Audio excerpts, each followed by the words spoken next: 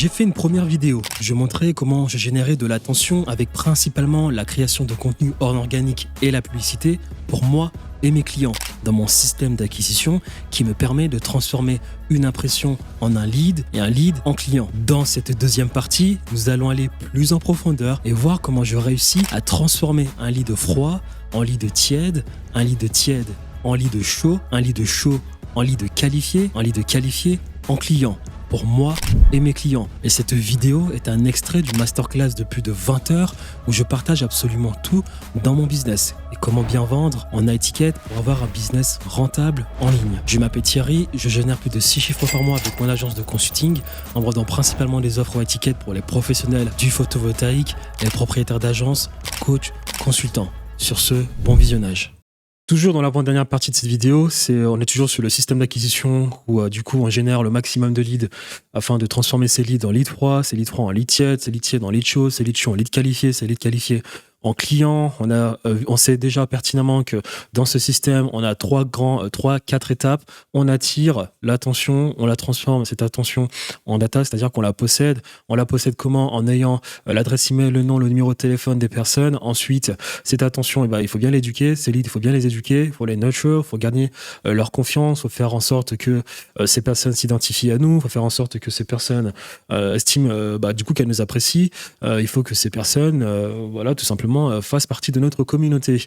Et en dernier lieu, du coup, ces clients, on n'oublie pas, ces leads, ces personnes, du coup, achètent nos produits. C'est le parcours qu'on doit avoir dans notre système d'acquisition. On a vu la première partie de notre système d'acquisition où, du coup, on a bien généré de l'attention. On l'a déjà vu, on a un peu anticipé les trois autres parties, c'est-à-dire posséder l'attention, éduquer et convertir en client. On l'a déjà vu un peu parce que moi, on le sait déjà maintenant, vous me connaissez, on continue, ça fait des années là qu'on parle, ça fait maintenant presque 18-20 heures qu'on parle. On sait pertinemment que pour générer de l'attention, on utilise la publicité, la création de contenu, les partenariats et la prospection. Pour bien se faire, on va utiliser le levier de l'humain, du code, de l'argent et du média. Et ensuite, derrière, on a 4 funnels qu'on va remplir avec cette attention. Soit on utilise le funnel de la VSL, soit le funnel de la newsletter, soit le funnel des groupes, c'est-à-dire que l'attention qu'on a gérée, on la balance dans des groupes pour s'entretenir avec ces personnes, et le funnel du coup des produits low ticket. Produits low ticket, pourquoi? Parce que ça peut être un moyen pour gagner la confiance des personnes plus facilement, pour leur montrer que nous sommes des professionnels et que nous savons travailler, pour du coup les upsell avec notre produit final qui est notre produit high ticket. On sait pertinemment que moi j'utilise que le funnel de la VSL et de la newsletter. Le funnel de la VSL et de la newsletter, j'utilise principalement 2 techniques pour la génération d'attention qui est la publicité et la création de contenu. Cependant pour mes clients, j'utilise aussi les partenariats. Et là, j'aimerais qu'on regarde un peu plus en détail le deuxième truc qui est posséder l'attention. Parce que là, posséder l'attention, c'est de se faire à travers des lead magnets. N'est-ce pas? C'est-à-dire pour capter l'adresse email, le nom, le prénom et le numéro de téléphone de la personne, on utilise des lead magnets. J'aimerais entrer un peu plus en détail sur les lead magnets, que ce soit en organique ou bien à travers la publicité, vu que moi j'utilise principalement l'organique et la publicité. Donc le lead magnet, si tu es débutant, un lead magnet, ça te permet justement de capter les informations de la personne, c'est-à-dire qu'il y a un échange de bons procédés, on veut les informations de la personne et en échange, nous on donne beaucoup de valeur. C'est la loi de la nature, on est d'accord. On a besoin d'un maximum de lead magnet pour maximiser nos chances de générer le maximum de leads. D'accord. Donc on garde à l'esprit que pour capter le maximum d'informations, pour faire en sorte, pour capter le maximum, pour avoir le maximum, pour faire grossir notre data, notre liste d'emails, notre liste de leads, notre liste d'emails, pour bien le faire, il est important qu'on ait le maximum de leads. Pourquoi? Parce que dans toute notre audience, on peut avoir des personnes qui ont plus problème 1 comme problème, ou bien problème 2 comme problème, ou bien problème 3 comme problème, si je ne puis dire.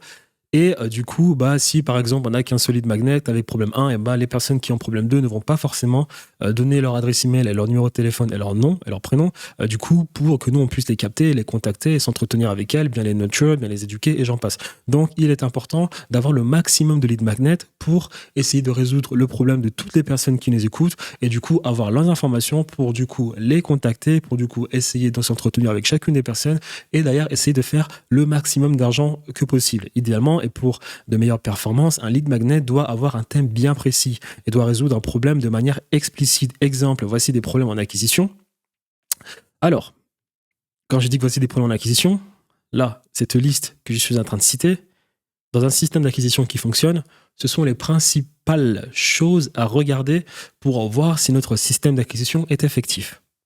Le nombre de personnes qui effectuent un opt-in sur une landing page, une page de vente ou un formulaire. C'est-à-dire qu'on génère de l'attention à travers la publicité, la prospection, les partenariats et la création de contenu. Il y a des personnes qui voient,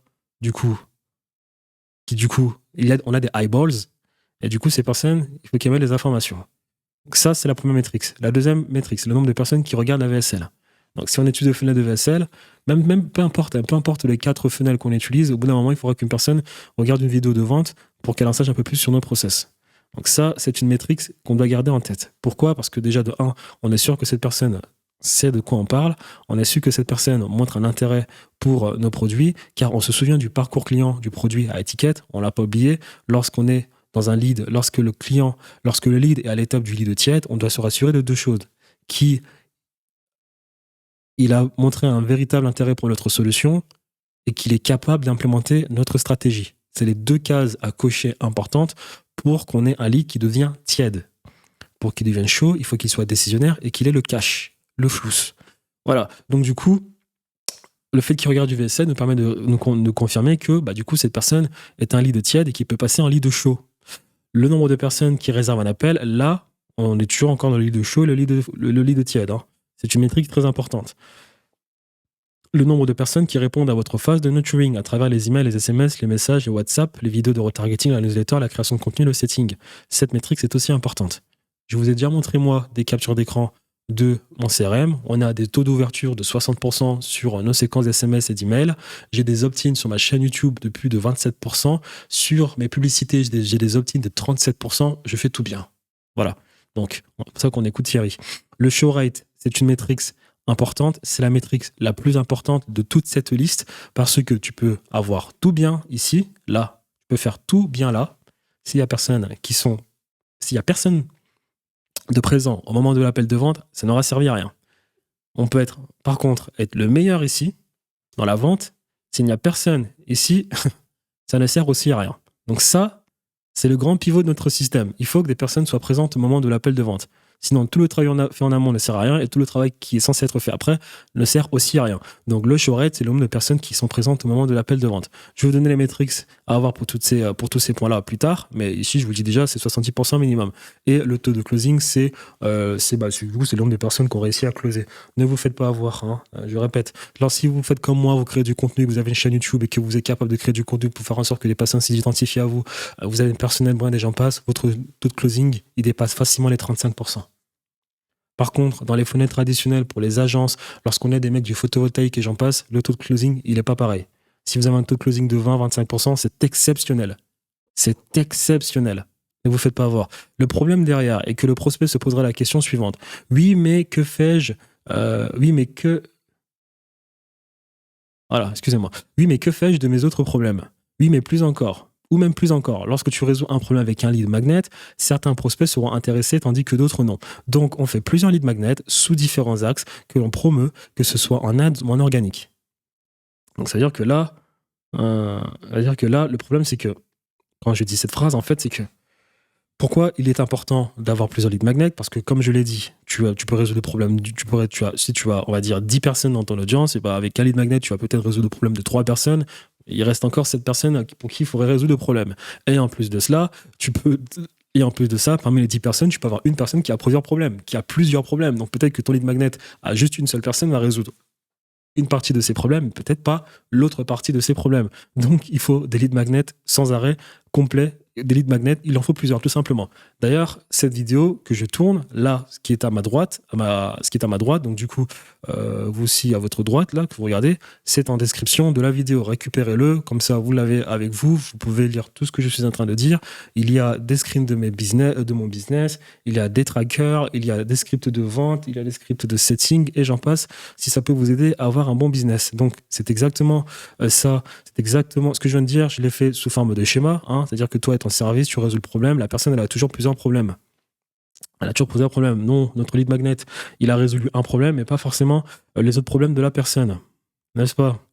Voilà. Donc, chaque lead magnet doit apporter une solution à un problème du prospect. La solution étant une partie de votre service complet.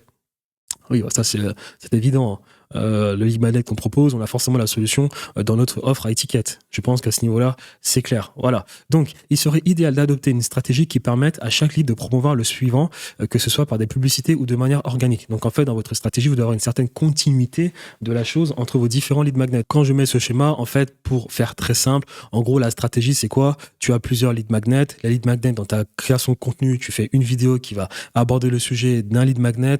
Tu mets le lead magnet en description de la vidéo. Une fois que la personne, elle opt-in, elle a ses informations en newsletter, tu peux aborder le sujet des autres lead magnets et quand tu crées, du coup, quand tu vas aborder le sujet d'un autre lead magnet, tu as une seconde vidéo YouTube qui aborde le sujet, qui aborde le lead magnet en vidéo. Le lead magnet est disponible en description de la vidéo. Dès que la personne opt-in en newsletter, tu peux tout simplement de manière naturelle lui parler d'autoproblèmes si cette personne a éventuellement d'autres problèmes. Et en plus de cela, il faut interagir avec les personnes dans ta création de contenu, c'est-à-dire que lorsque tu fais les vidéos, si tu vois des commentaires, tu prends l'information, tu fais des vidéos, tu peux toi, enfin, de chaque vidéo, demander aux personnes est-ce qu'il y aurait un sujet que vous voudriez que j'aborde, et j'en passe. Pour la publicité, c'est pareil, faites des publicités sur un sujet pour avoir le maximum d'opt-in. Vous pouvez proposer à la clé en call to action de la publicité, un lead magnet, et dès que tu as l'information de la personne, tout simplement, cette personne, tu as son information en newsletter, tu la travailles, ou bien elle découvre ta chaîne YouTube, tu la travailles, et hop, elle découvre les autres problèmes, elle découvre la création de contenu, les autres sujets que tu as abordés pour éventuellement résoudre tous ces problèmes. Ça se fait de manière très, très, très, très, très naturelle. À ce niveau-là, je pense pas qu'il faut être un génie pour le comprendre. Donc, mes lead magnets en publicité, nous avons testé, et ce qui fonctionne le mieux, ce sont les formulaires instantanés sur Facebook. Donc ça, je l'ai déjà dit, je le redis, les formulaires instantanés, c'est ce qui fonctionne le mieux. J'ai testé absolument tout. J'ai fait des dizaines et des dizaines de campagnes pour mes clients, des dizaines et des dizaines de campagnes pour mes business. Le formulaire instantané, c'est ce qui fonctionne le mieux. Pourquoi? Parce que les personnes sont toujours sur la plateforme, donc elles ont tendance à mettre leurs informations plus facilement parce que cela demande un effort moindre. Par contre, pour Google Ads, si tu veux utiliser le formulaire instantané de Google Ads, il te demande d'avoir d'abord dépensé plus de 50 000 euros sur un compte publicitaire. Dans le formulaire instantané, j'ai déjà montré comment moi, je faisais mon formulaire instantané. Je vous le remontre, hein. La répétition est la mère de l'enseignement, donc je mets remplissez vos coordonnées ci-dessous et nous vous enverrons un message pour vous expliquer la procédure. On pose des questions pour avoir les informations de la personne, donc nom, prénom, numéro de téléphone, adresse email et j'en passe, c'est normal. Des questions, faites-vous plus de 10 000 euros par mois de revenus récurrents mensuels? Donc ça, c'était pour avoir les informations des professionnels du photovoltaïque. Quel est votre business model? Voilà, franchement, je pense pas qu'il faut être un génie à ce niveau-là. Récupérer les questions, les premières questions qui peuvent vous aider vous à avoir les premières informations dans votre setting et voir du coup avec ces informations quelles personnes appeler en priorité du coup pour les encourager, pour davantage les qualifier et du coup et leur faire booker un appel pour s'entretenir avec le commercial ou bien un R2 avec le setter pour essayer d'avoir encore plus d'informations. Hein, je pense qu'ici c'est juste une question de bon sens et qu'il faut pas être un génie pour s'en rendre compte. Ici, très important, dès que la personne a fini de remplir ses questions, vous la renvoyez sur une page de vente où elle va voir votre première vidéo VSL. Hein, en raison de la forte demande et de la capacité limitée, réservez votre place en sélectionnant je réserve ma place ci-dessous, en regardant la courte vidéo et réserver un appel, je réserve un appel. Bam, je vous ai déjà montré ce schéma, je vous le remonte, c'est mon centre de prospect. Lorsque je génère mes leads pour du coup mes bons business du photovoltaïque, voilà, du coup tu as YouTube qui te met l'information des personnes avec les dates. Il faut savoir que les leads, il faut vite les utiliser. Il est important que vous connectez Facebook à votre CRM parce que les leads, ils restent dans votre CRM à vie, mais sur Facebook, ils restent pas à vie. Au bout d'un moment, Facebook commence à supprimer petit à petit vos leads. Hein. Donc, utilisez-les correctement, mettez-les bien dans votre CRM, prenez votre temps à bien les traiter dans votre CRM, mais ne le faites pas sur Facebook. Hein. Et je répète encore, hein, pour les personnes qui ont tout le temps de nouveaux rendez-vous dans leur calendrier, si ces personnes-là, vous vous pensez éventuellement travailler avec ces personnes, faites très attention car pour la plupart du temps, ces personnes, elles sont toujours en train de chercher de nouveaux clients. C'est pour ça qu'elles ont tout le temps un calendrier. Ou bien ces personnes, en fait, elles sont là pour faire le maximum d'argent. Parce que moi, lorsque je génère des rendez-vous, je n'ai pas tout le temps mes calendriers remplis. Parce que lorsque je fais tourner mes publicités, je génère plus de 40 à 50 rendez-vous par semaine. Mais je ne le fais pas chaque mois parce que moi, il me faut bien traiter chacun de mes leads. Il me faut 11 jours pour traiter un lead lorsque je détecte qu'il y a un certain intérêt de la personne. Donc, il n'y a pas à tout le temps générer des leads, à tout le temps générer de nouveaux rendez-vous dans un calendrier. Bien sûr que oui, si tu vois que voilà, il faut plus de rendez-vous, bah, du coup, tu scales et tu essaies d'avoir plus de rendez-vous. Mais si tu vois que tu n'as pas forcément besoin de plus de rendez-vous, bah, tu n'as pas besoin de le faire. Tu essaies de traiter au mieux chacun de tes leads qui entrent dans ton funnel. Hein. On ne gaspille pas les leads qui entrent dans un funnel. Voilà. Moi, en tout cas, avec mes équipes, on prend 11 jours pour traiter un lead.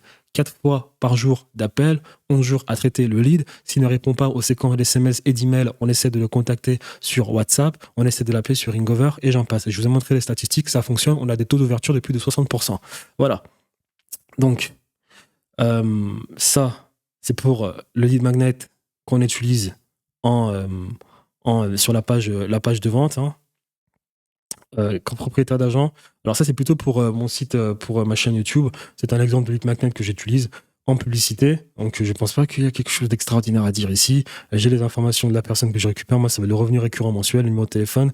Voilà, prénom. Et là, je mets ici mon offre. Je fais plein de tests. Je continue de tester. Je mets cette offre. Je change l'offre. Ici, par contre, ce qui est important à dire ici, donc ça, c'est pour moi sur ma chaîne YouTube, quand j'essaie de contacter du coup les agences, les coachs, consultants, prestataires de services. Ça, par contre, c'est pour le photovoltaïque. Ici, quand je contacte les professionnels du photovoltaïque. Ici, par contre, moi, j'ai testé plusieurs funnels. J'ai testé, c'est-à-dire une page de vente où il y a d'abord la vidéo qui est disponible, la personne clique dessus, après elle met le bouton. J'ai testé, la vidéo apparaît, mais pour qu'elle regarde, il faut d'abord qu'elle mette ses informations. C'est-à-dire que dès qu'elle clique, il y a un pop-up qui s'ouvre. Elle met d'abord ses informations, après, elle peut regarder la vidéo. Et j'ai aussi testé, c'est-à-dire qu'il n'y a pas la vidéo, elle remplit d'abord ses informations exactement comme ici. Et du coup, une fois qu'elle a mis ses informations, elle tombe sur la vidéo. Pour l'instant, les meilleurs résultats que j'ai eu, c'était quand la vidéo, bah, du coup, elle apparaît. D'accord, elle est en automatique et la personne qui clique, il y a un pop-up qui s'ouvre, il faut qu'elle derrière, elle doit mettre ses informations. Bah, je fais encore des tests, je teste et puis dans tous les cas, tant qu'on a les informations de la personne, c'est le plus important. Par contre, pour les mecs du photovoltaïque, moi je leur laisse toujours regarder la vidéo. Dès qu'ils regardent la vidéo, bam, ensuite, excusez-moi, c'est bien ce que je disais ici, c'est-à-dire que la vidéo est là. Il clique dessus, il met d'abord les informations et ensuite il peut regarder la vidéo. Pour les mecs du photovoltaïque, à ce niveau-là, pour les mecs du photovoltaïque, j'ai laissé ce funnel-là, mais ici je suis en train de tester plutôt ce funnel actuellement sur YouTube, c'est-à-dire que là, je ne mets pas là, j'ai récemment enlevé la vidéo, je mets plutôt ce pop-up, j'essaie de voir un peu ce que ça donne pour regarder mes statistiques plus tard. D'ailleurs, plus tard, je vous montre les statistiques que j'ai du coup au niveau des VSL, au niveau du taux d'ouverture et j'en passe. Donc, pour le lead magnet en organique, dans mes stratégies organiques, j'ai recours à 2 funnels, la VSL et la newsletter, afin de perfectionner le processus de nurturing. Donc ça, je vous l'ai déjà montré. Donc ça, c'est... Alors, ici c'est plutôt droit au but en ads. En ads, c'est droit au but. Hein. Tu mets directement l'offre, il met ces informations, il le recontacte. Hein. C'est exactement comme le formulaire instantané. Par contre, ici, en organique, moi, je joue plutôt sur l'effet j'ai un lead magnet. Donc, prends ton lead magnet en mettant tes informations. Alors qu'en publicité, tu n'as pas besoin forcément de le faire. Hein. Tu peux le faire, mais tu n'as pas besoin de le faire. En publicité, tu peux très bien dire réserve un appel directement pour qu'on s'entretienne, elle met ses informations et basta. En organique, je suis en train de tester le fait de les encourager. Je suis en train de tester cette stratégie, c'est-à-dire il est le lead magnet, récupère le lead magnet. Récupère le lead magnet et derrière, lorsqu'il récupère le lead magnet, ensuite, elle tombe sur une VSL de la sorte. Donc ici, qu'est-ce que j'ai écrit là ? Comment j'ai réalisé 140 000 € par mois, accéder à tous mes trainings, stratégie inédit, ads, personal branding, création de contenu. Ici, je suis encore en train de tester. Je vais poster ces vidéos, je vais tester, j'aurai les informations, après je ferai une vidéo derrière pour savoir exactement ce qui fonctionne le mieux. Donc du coup, la personne ici, tac, elle va mettre ses informations, après il y a une page qui va s'ouvrir comme ça, il y aura une VSL ici, donc merci, tu as bien reçu un email, l'email, elle reçoit son lead magnet, et après du coup, elle entre dans une séquence de newsletter pour qu'on continue, pour qu'on essaie de développer notre capital sympathie vis-à-vis de la personne, hein, avec toute la création de contenu. Donc du coup, après, c'est exactement pareil comme ce que j'expliquais avec les pages de vente. On a 3 pages de vente, donc là ici, tu as la vidéo, elle réserve un appel stratégique. Ensuite, donc ça c'est si la personne va directement réserver l'appel stratégique une fois avoir pris son lead magnet. Ça se fait naturellement, elle met ses informations, hop, VSL numéro 1, ensuite elle réserve un appel, on continue d'articuler notre offre ici. Si ça se fait, la personne réserve son appel, elle tombe sur une troisième page ici de vente avec une vidéo qui vous demande de regarder bien nos vidéos, de faire attention, d'être présent au moment de l'appel de vente. On dit étape importante à suivre, merci. On met encore après deux vidéos ici, deux vidéos VSL ici, et voilà. Donc on se souvient des 5 problèmes que nous avons abordés, hein, n'est-ce pas, pour un professionnel, pour une personne qui souhaite faire de l'argent tout simplement sur Internet. Il y a 5 problèmes. Hein. Personne ne nous connaît. Problème numéro 1. Transformer des leads en clients. Problème numéro 2. Ne vivre que des recommandations, hein, qui sont complètement imprédictibles. Problème numéro 3. Ne pas avoir une offre pour tous les segments de notre marché. Hein. Problème numéro 4. Nous savons pertinemment que sur une segmentation de marché égale à 100%, nous avons 80% des gens qui ne dépenseront jamais de leur vie plus de 200 euros 200 euros sur nous, en termes 200 euros sur nous, que ce soit un produit ou service, ils ne dépenseront jamais plus de 200 euros. C'est leur mindset. Ils ne veulent pas évoluer dans leur vie. Ces personnes, il ne faut pas le prendre mal, hein, c'est-à-dire qu'il ne faut pas leur dire vous resterez pauvre toute votre vie. Non. Ça, c'est leur problème. Nous, ce qu'on va faire, c'est qu'on va leur vendre des produits à moins de 200 euros. On a 17% des gens qui souhaiteraient véritablement changer leur vie, mais qui, malheureusement, sont en train de galérer. Donc, du coup, lorsque nous avons des produits high ticket, peut-être à leur proposer, ils n'ont peut-être pas forcément les moyens là, maintenant, mais on peut quand même leur trouver des solutions parce que ces personnes sont quand même prêtes à dépenser plus de 200 euros. Donc, à toi après de voir, lorsque tu connais bien ton marché, si le produit que tu peux leur proposer coûte 2000, 3000, 4000, 1000 euros et j'en passe. Et la troisième segmentation du marché, car nous faisons des produits high ticket parce que on a bien compris que la France est un pays qui voit disparaître, hein, vu que nous sommes gouvernés par les tarés qui veulent nous envoyer au casse-pipe avec Vladimir Poutine. Hein, et qu'est-ce qui se passe derrière? Et ben, il se passe que l'euro ne vaut plus rien. Alors déjà de 1, que l'euro a détruit l'économie française, hein, tout ce qui se passe depuis 20 ans a détruit l'économie française, hein, c'est pour ça que tout le monde se barre, mais en plus de ça, là on part vraiment à la guerre, donc c'est-à-dire ce qui veut dire que l'euro là il va vraiment disparaître, hein, et la dette française ne fait que gonfler, hein. Comprenez une chose, hein, la France n'est pas viable. La France n'est pas viable lorsqu'elle emprunte. Donc, quand Macron réussit à faire en sorte de vendre de la dette française au marché financier ou bien à des personnes dans le privé, comprenez une chose. Vu que la France n'est pas viable, vu que nous ne faisons absolument plus d'argent, vu que l'industrie française ne représente que maintenant moins de 9% du PIB français, et vu que un gouvernement, en réalité, l'argent qu'il se fait, en fait, vient des impôts des personnes qui travaillent, comprenez une chose.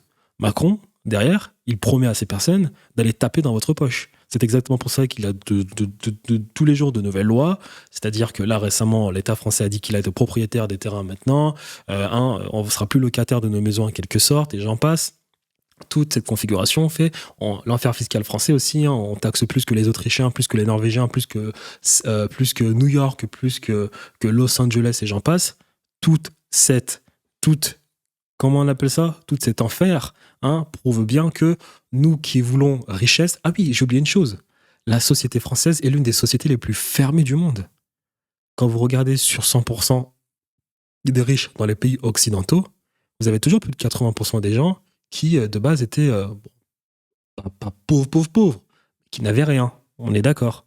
Parce qu'il y a un mythe qu'il faut déconstruire, c'est le mythe des riches, bien évidemment. Hein. C'est-à-dire que les milliardaires, 90% des milliardaires viennent de parents millionnaires, d'accord? Mais quand même, les millionnaires, 80% des mecs, c'est des mecs qui partent de rien. Peut-être de classe moyenne, peut-être pauvres, mais voilà. En France, c'est pas le cas. Hein. Vous avez 17%, je crois que c'est 20 à 17% des gens, des nouveaux riches, viennent de classe moyenne ou absolument de rien. 80% des riches en France viennent de très bonnes familles. Et une société qui fonctionne est une société où les gens pauvres ont une chance de devenir un jour riches. La société française est fermée. Donc à cause de tout cela, hein, nous qui voulons la liberté, nous qui voulons la richesse, on sait pertinemment qu'on doit faire du high ticket. Donc, on a donné toutes ces raisons. On a donné toutes ces raisons pour le problème numéro 4. Et le problème numéro 5, c'est l'entrepreneur en lui-même. Pour toutes les personnes qui disent que je blablate, au revoir. Moi, je sais ce que je dis. Hein. Je fais un minimum d'argent. Si tu estimes que je blablate, c'est ton problème. Pour toutes les personnes qui disent que je développe un peu trop, au revoir.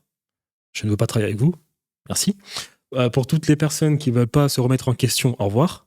Hein. Vous n'êtes pas numéro 1, vous ne devez pas vous mettre en question. Je ne suis pas numéro 1, je me remets en question chaque seconde.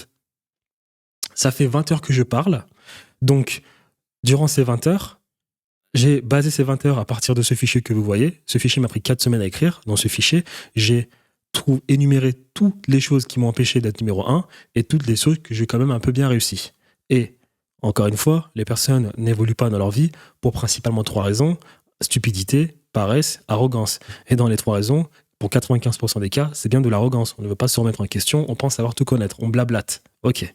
Si je blablate, au revoir. Donc ça, c'est le 5e problème.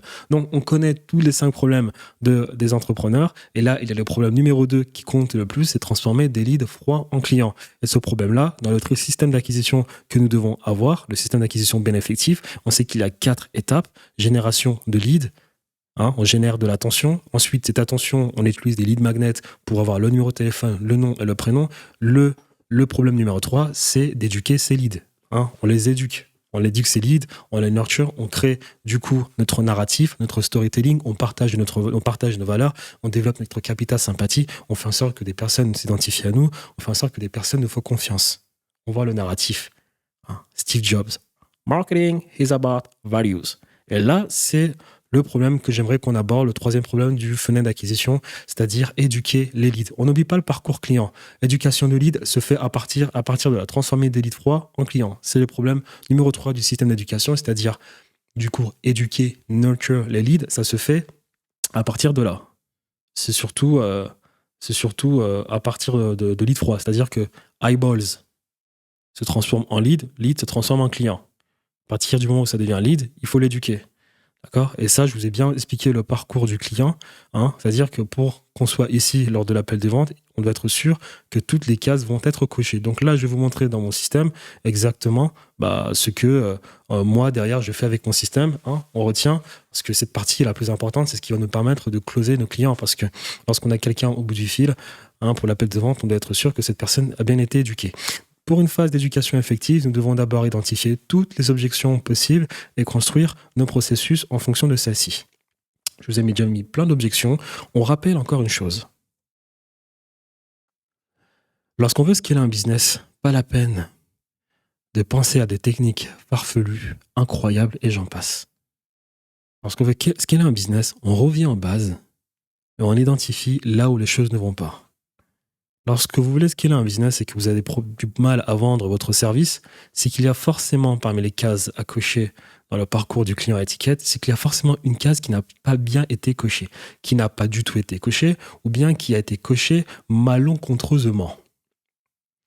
Donc, lorsque vous voulez scaler un business, lorsque vous voulez fixer les problèmes de votre business, souvent, il faut juste revenir aux bases, faire revenir en arrière et voir là où ça a foiré.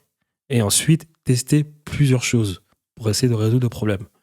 Donc là, je vous ai identifié des objections à avoir. Je vous ai déjà mis les objections que vous devez garder en tête lorsque vous éduquez vos clients. Ça, c'est les objections pour la plupart des personnes qu'on aura en voie, que nous aurions lorsque nous allons construire notre processus d'acquisition. Donc les personnes vont dire, cela va prendre trop de temps. On appelle de vente. Cela n'est pas adapté à mon offre. Cela demande trop de travail. Cela ne vaut pas son prix. Je ne peux pas créer de contenu. Est-ce que cela a marché pour d'autres ? J'ai essayé cette méthode et cela n'a pas marché pour moi. La prospection, la création de contenu, les ads, la newsletter, ça ne marche pas. J'ai payé ton programme mais j'ai la flemme de le faire maintenant. Il est important d'avoir ces questions en tête lorsque vous construisez votre produit. Il est important d'avoir ces questions, c'est-à-dire que je répète, lorsque vous avez un appel de vente avec vos clients, vous devez être sûr que avec un lead, vous devez être sûr qu'il coche toutes ces cases. Vous devez être capable de répondre à toutes ces questions avec votre équipe avant l'appel de vente. Nous sommes des professionnels. On identifie chacune des objections. On essaie de voir si toutes les objections ont été complétées. On regarde toutes ces cases et on essaie de se rassurer que toutes ces cases sont validées. Donc là, j'ai remis ici les principales objections. Vous les gardez et lorsque vous avez un appel de vente, vous essayez de répondre à ces questions et savoir si, du coup, vous avez une réponse pour toutes ces questions. Si vous n'avez pas de réponse pour toutes ces questions, votre process d'acquisition, il a quelques problèmes. Donc, du coup, je veux bien que lorsqu'on commence un business, le process d'acquisition, il n'est pas parfait. Le mien n'est pas parfait. C'est pour ça que je continue avec le temps de le parfaire. Il sera parfait le jour où je ferai 10 millions d'euros par mois. Mais on les garde en tête et on essaie de faire en sorte que notre process d'acquisition, notre système d'acquisition répond à toutes ces questions.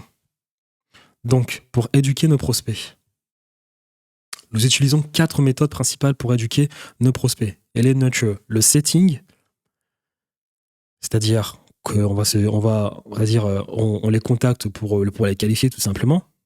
Les mécanismes de vente, donc les case studies, les vidéos de vente marketing, les trainings à forte valeur ajoutée, les automatisations et systèmes dans un CRM et la newsletter. C'est les 4 grands cavaliers que nous devons utiliser pour faire une très bonne prospection, une très bonne phase d'éducation, de nurturing de lead. Je vous ai mis un petit schéma ici, toujours vis-à-vis du parcours client. Ici, on a le lead froid. Là, on a le lead chaud. Et ce lead chaud, ce lead tiède, qu'est-ce qu'on va lui faire ? Qu'est-ce qu'on va lui faire subir, si je puis me permettre ? On va lui faire subir du setting, on va lui faire subir des automatisations CRM, des automatisations en SMS et en email depuis notre CRM. On va constamment lui envoyer des emails en newsletter, pas forcément pour chercher à vendre, pour continuer de le travailler, pour continuer de lui apporter de la valeur ajoutée, pour derrière être sûr que ce lead devienne un lead qualifié, car dans le parcours du client à étiquette, on n'oublie pas, c'est d'abord eyeballs. Les gens ont vu nos vidéos, les gens nous ont vus, eyeballs, ils nous ont vus à travers la publicité, la création de contenu, la prospection et le partenariat, les eyeballs. Ensuite, lead froid, lead tiède, lead chaud, lead qualifié, et ensuite client. Donc, à partir de ces mécanismes d'éducation, on sera capable du coup de bien faire en sorte de transformer un lead tiède en lead qualifié. Le setting va nous permettre d'être sûr que le lead est qualifié.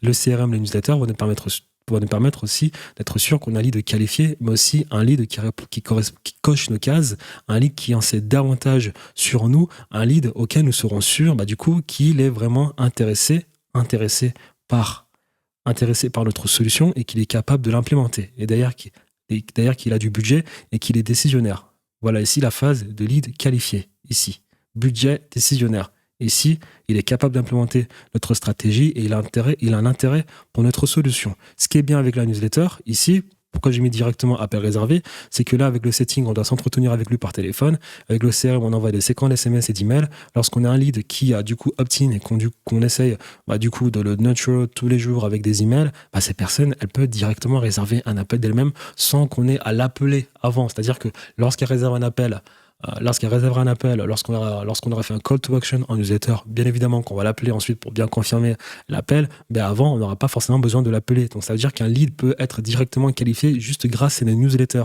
Et je ne sais pas si j'ai mis la capture d'écran que j'ai mis durant tout au long de mes vidéos. Il y a une capture d'écran que je vous ai mis suite à des analyses de Neil Patel, qui est un consultant qui génère plus de 100 millions de dollars à l'année, et il nous a montré que les personnes passent plus de temps sur une newsletter dans leur boîte email que sur les réseaux sociaux.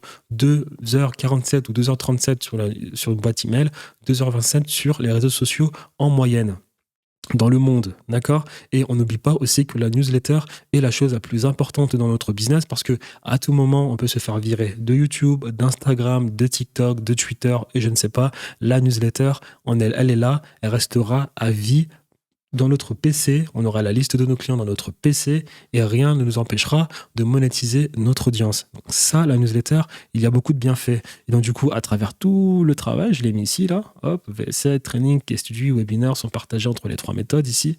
Newsletter, setting, CRM, on s'entretient avec lui. Tout ce travail d'éducation, on a un lead qualifié et ensuite on essaie de le transformer en client. Donc, ton mécanisme de vente, ton setting et ta newsletter servent d'outils essentiels pour faire passer les gens de l'étape de prospect chaud à l'étape de prospect qualifié, puis vers l'appel de vente réservé. Moins de 20% des prospects froids réserveront directement un appel. Et pour les 80 restants, nous devons nous assurer que le maximum de prospects prennent également rendez-vous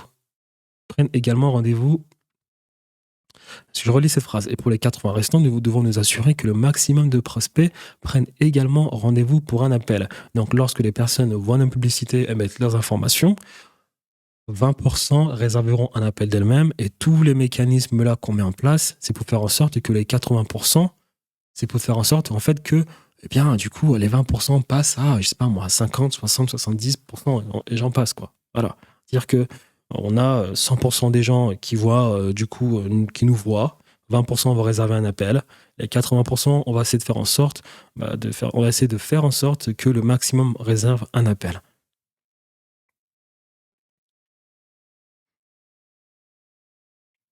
Pour ce faire, nous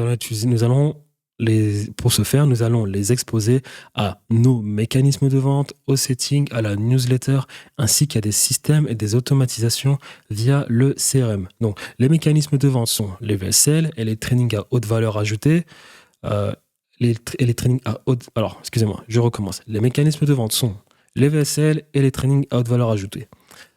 Ces mécanismes sont les plus efficaces en termes de retour sur investissement. Lorsque vous entrez en contact avec votre prospect lors d'un appel, il sait exactement ce que vous proposez, vous permettant ainsi de vous concentrer sur ses difficultés, ses souffrances et la solution que vous apportez. Est-ce que j'ai besoin d'ajouter quelque chose à ce niveau-là? Lors d'un appel de vente, la personne doit savoir à tout prix ce que nous proposons, ce que nous faisons. Elle doit avoir connaissance de notre solution ici, comme on me l'a dit. Elle doit avoir connaissance de notre solution et elle doit être sûre sur le fait qu'elle est capable d'implémenter notre stratégie.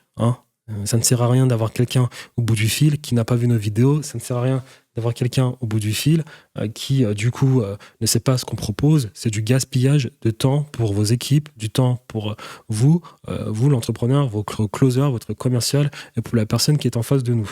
Et encore une fois, je ne sais pas si vous vous souvenez, je l'ai précisé, ne soyez pas pressés les amis lors de votre système d'acquisition. Prenez le temps, laissez les personnes regarder le maximum de vidéos que possible. Laissez les personnes regarder le maximum de contenu pour qu'elles soient sûres que vous êtes des personnes qui peuvent les aider, pour qu'elles apprennent à vous apprécier, pour qu'elles apprennent à passer du temps avec vous, pour qu'elles aiment passer du temps avec vous. C'est le plus important. Laissez les personnes... laisser les personnes s'apprivoiser, je ne sais même pas comment dire cela. En tout cas, laissez les personnes apprendre à vous aimer, tout simplement. Ne soyez pas pressés, c'est-à-dire lorsqu'une personne vous voit, pour lui envoyer derrière ensuite le lien pour réserver un appel de vente. Ne soyez pas pressés. Je sais que le but c'est d'avoir un cycle de vente le plus court, mais la phase d'éducation est une phase très importante. C'est une phase qui vous permettra derrière de ne pas gaspiller votre temps. C'est-à-dire, quand je dis éducation, c'est-à-dire le fait que la personne consomme notre newsletter, consomme nos vidéos que nous postons sur notre chaîne YouTube, et j'en passe. Si cette phase d'éducation est une phase qui a été bien optimisée, je vous le garantis, les amis, qu'en appel de vente, vos closers, ce seront de petits vacanciers qui ont gagné 20% sur une vente sans avoir fourni aucun travail. Donc, les trainings à forte valeur ajoutée et les VSL sont les meilleurs mécanismes de vente Sales Asset, pour bien éduquer vos prospects. Vous avez aussi les case studies. Les case studies, vous pouvez créer soit une chaîne YouTube carrément pour les case studies. Il y a des entrepreneurs qui le font. Moi, je n'aime pas du tout ces stratégies. Alors moi, les case studies, j'ai un problème avec les case studies. Les case studies, je sais pertinemment, c'est comme les garanties. Vous avez une offre marketing. Je vous ai déjà dit qu'il est important d'avoir une garantie conditionnelle. Parce qu'avec une garantie, on a plus de clients. Si on n'a pas de garantie, même si on est le meilleur entrepreneur, même si les gens nous font confiance, on laissera toujours de l'argent sur la table parce qu'il y aura toujours des personnes qui demanderont une garantie. N'est-ce pas? Les case studies, c'est pareil. Moi, les case studies, j'ai un gros problème avec les case studies parce que j'estime que le plus l'entrepreneur est en train de capitaliser sur des case studies, et plus, en fait, il a juste envie de te faire passer à la caisse. Et derrière, je ne suis pas très sûr qu'il ait vraiment les compétences nécessaires pour véritablement t'aider, tu vois. Il y a des entrepreneurs qui s'empêchent très rapidement de demander à leurs clients d'avoir des case studies. Ok, ils ont peut-être une méthode qui fonctionne, mais tu sais, dans ce business de formation, ce business de coaching, ce business de programme d'accompagnement, souvent, c'est très subjectif lorsqu'on essaie d'accompagner des personnes. Souvent, lorsque tu as résolu le problème d'un client, c'est pas exactement de la même manière que tu essaieras de résoudre le problème de l'autre personne. Et c'est pour ça que les meilleurs, souvent, pour la plupart du temps, les case studies ne sont jamais une stratégie qu'ils mettent en avant lorsqu'ils créent leur contenu. Les case studies, souvent, c'est des trucs qu'ils vont juste mettre en avant sur leur chaîne, leur story Instagram ou bien sur des posts vite fait sur Twitter. Parce que pour moi, j'estime que Instagram et Twitter sont des sortes de plateformes secondaires à notre système d'acquisition et que le système primaire est YouTube. Parce que j'ai fait la promotion de YouTube durant 2 heures. Vous le savez, vous êtes toujours là avec moi et j'estime que YouTube est la plateforme sur laquelle vous devez être à tout prix présent. Alors, si vous voulez être un entrepreneur qui est un jour libre, et que derrière, si le travail a bien été fait sur YouTube, ou bien si vous êtes connu grâce à la télévision, naturellement, les personnes vont chercher de la proximité sur vos plateformes secondaires qui sont Instagram, LinkedIn et Twitter. Voilà.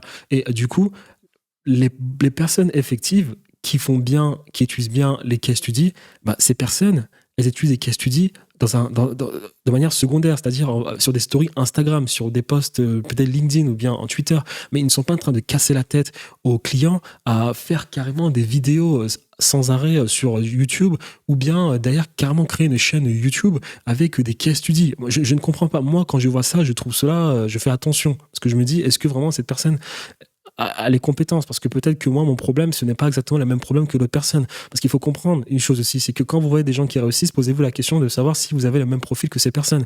Est-ce que l'entrepreneur qui vous montre du coup une vidéo case study avec une personne sur sa chaîne YouTube, ça veut forcément dire qu'il pourra vous aider, vous, en fonction de votre profil d'entrepreneur, de vous aider. C'est pour ça que j'aime beaucoup Alex Hormozi. Alex Hormozi, alors oui, il a fait fortune en aidant les salles de gym. On sait parfaitement, il y a plein de vidéos de lui avec les propriétaires de salles de gym sur sa chaîne YouTube, Facebook à l'époque, parce que quand il faisait ça, c'était Facebook que les gens utilisaient plus, on sait pertinemment.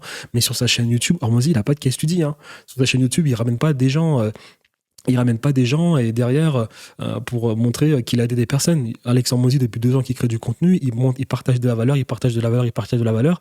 Avec cette valeur, tu peux être sûr que peu importe ton profil d'entrepreneur qui toi cherche des solutions et qui du coup devient client de Hormozi, tu peux être sûr qu'il va t'aider. Contrairement à certains entrepreneurs qui, eux, derrière, ils ont ils ont un business, ils ont une méthode, et ensuite, derrière, 90% du contenu qu'ils créent, c'est des case studies. Ok, d'accord. Non, c'est bien. C'est important d'avoir des case studies. Je n'en disconviens pas. Mais souvent, il faut faire attention à ce business du case study. Je le répète, quand vous regardez souvent les parcours des personnes qui ont réussi, posez-vous la question toujours de savoir si vous avez le même profil que cette personne. Est-ce que vous avez, du coup, des caractéristiques qui ont permis à cette personne de réussir? Faites très attention aux case studies. J'ai pas dit qu'il faut pas en avoir, juste faites très attention, d'accord? Moi, j'ai envie de poster le maximum de vidéos possibles sur ma chaîne YouTube pour vous montrer que je peux vous aider, peu importe votre problème. Je passe mon temps à me former sans arrêt pour avoir, du coup, les bons réflexes en fonction de la personne qui est en face de moi. D'accord? Ça fait 9 ans, 10 mois que je travaille avec les mecs du photovoltaïque. J'ai beaucoup appris, je continue d'apprendre. J'essaie de le partager un maximum sur ma chaîne YouTube. Je suis à près de 20 heures de contenu. C'est possible de vous montrer que j'en apprends sans arrêt et que je n'ai pas forcément besoin de case study pour vous montrer que ça fonctionne. Je fais 6 chiffres par mois, donc je pense en savoir un minimum. Les case studies, c'est important. Mes clients dans le photovoltaïque me demandaient des case studies et je l'ai écrit dans mon texte. Les case studies, moi, elles sont en masqué dans ma chaîne YouTube. Je leur montre si nécessaire, lors d'un appel de vente avec mes commerciaux, mes closers. Mais pour ce qui est des case studies, en tout cas, à vous de voir, ça fonctionne toujours. Les case studies, c'est toujours un plus. Il n'y a aucun désavantage. Bien évidemment, avoir des case studies, bien évidemment, mais je dis juste que faites attention aux entrepreneurs qui en font un peu trop avec vos case studies. Mais sinon, il n'y a aucun avantage pour l'entrepreneur, pas pour vous. Pour l'entrepreneur, il n'y a aucun désavantage pour l'entrepreneur d'avoir des case studies. Ça lui permettra toujours d'avoir des ventes. Mais moi, je dis pour vous, si vous êtes client, faites attention lorsque vous voyez un entrepreneur qui en fait un peu trop, mais pour votre business, oui, ayez des case studies, ça vous permettra toujours de faire des ventes. Mais là, du coup, on est entrepreneur, je vous le dis, les case studies, c'est important. Pour avoir des case studies, vous pouvez avoir soit une chaîne YouTube où vous postez carrément des case studies avec des personnes qui savent des entretiens, ou bien les poster en public sur votre vidéo, ou bien vous pouvez les avoir en privé. Et pour l'appel de vente, si vous avez un client qui vous en demande, allez-y, montrez-lui le case study. Moi, je vais encore le répéter. Je vous ai parlé de être une machine d'apprentissage. Je vous ai parlé de ça sur les bases du personal branding. Je vous ai parlé de l'aspect d'être une machine d'apprentissage.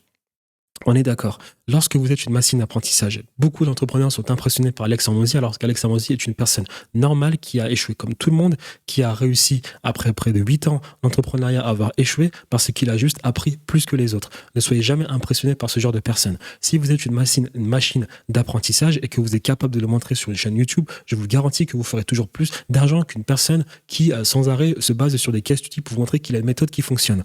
Alors que la plupart du temps, une méthode qui fonctionne, c'est une méthode assez subjective subjective parce qu'elle dépend aussi derrière du profil de l'entrepreneur, du client. Je pars un peu trop loin. En tout cas, les case studies sont des bons mécanismes de vente. Il y a aussi les webinars. Les webinars, je n'ai pas encore réalisé de webinars, bien que peut-être que mon live de 8 heures sur ma chaîne YouTube en est un.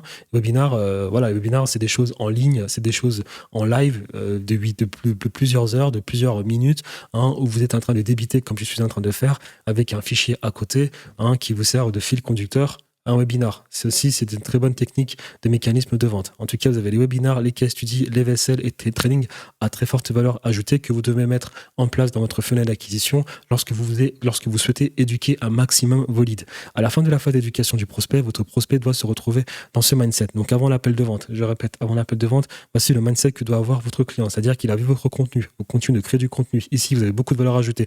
Je vous ai déjà parlé d'ici de cet entrepreneur que je connais qui est un Canadien, qui lui, il a fait un travail colossal sur sa chaîne YouTube de telle sorte que lors de l'appel de vente, les personnes, elles disent juste envoie-moi le bouton, je vais acheter. Moi, c'est exactement la situation dans laquelle je me trouvais. Et je me retrouve déjà dans cette situation.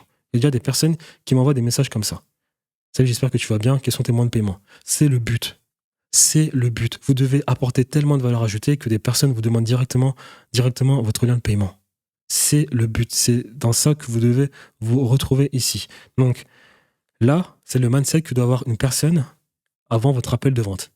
Elle a vu votre contenu. Vous êtes chirurgical dans la création de votre contenu, dans la valeur perçue de votre personal branding, dans la valeur aussi ajoutée de votre personal branding. Elle a vu vos publicités. Vous avez un très bon système de setting, très bonne séquence d'SMS et d'email, des case studies, des lead magnets, vous écrivez des newsletters. Vous devez avoir un client qui est dans ce mindset-là. Si vous faites bien le travail, vous n'avez pas besoin de la meilleure équipe de vente de tous les temps. Je le répète encore, on vit en France ici, et en France, malheureusement, on appelle la compétitivité des Américains. Les Américains, ils ont cette chance de facilement avoir des équipes de vente très chirurgicales. En France, c'est compliqué. Lorsque vous allez dépasser les 20-30 000 euros par mois, peut-être que vous pouvez débaucher les meilleurs setters et closers chez d'autres entrepreneurs. Lorsque vous débutez, ça va être très compliqué. Donc, je vous le garantis, les meilleurs setters, il y en a très peu. Les meilleurs closers, il y en a très peu. Les bons closers, il y en a très peu. Les meilleurs closers closent avec les meilleurs entrepreneurs. Bon, pas forcément les meilleurs, mais ceux qui ont de la demande, qui ont le plus d'attention, je vous le garantis, ça va chier lorsque vous allez débuter. Donc, pour être le plus antifragile possible, vous devrez être le meilleur ici dans la création de contenu, faire le travail nécessaire dans la création de contenu, faire le travail nécessaire sur le premier problème qui est un entrepreneur, c'est-à-dire la visibilité. Je vous ai déjà parlé de la visibilité sur la masterclass que j'ai fait de 2 heures en train de vous expliquer que la plateforme la plus importante sur laquelle vous devez vous concentrer sur YouTube et que lorsque vous créez du contenu, la quantité est plus importante que la qualité. Vous devez avoir une belle personal brand, vous devez vous former, vous devez être une machine d'apprentissage, tout le temps apprendre pour avoir le plus de valeur ajoutée à partager pour les viewers qui vous regardent, les personnes, pour qu'elles soient sûres que vous pouvez les aider, qu'elles soient sûres que vous êtes la personne qui comprend le mieux leurs besoins, pour être sûr que, pour du coup faire en sorte qu'elles vous apprécient le plus, et en plus de ça, pour que vous ayez toujours de quoi partager sur votre chaîne YouTube, de quoi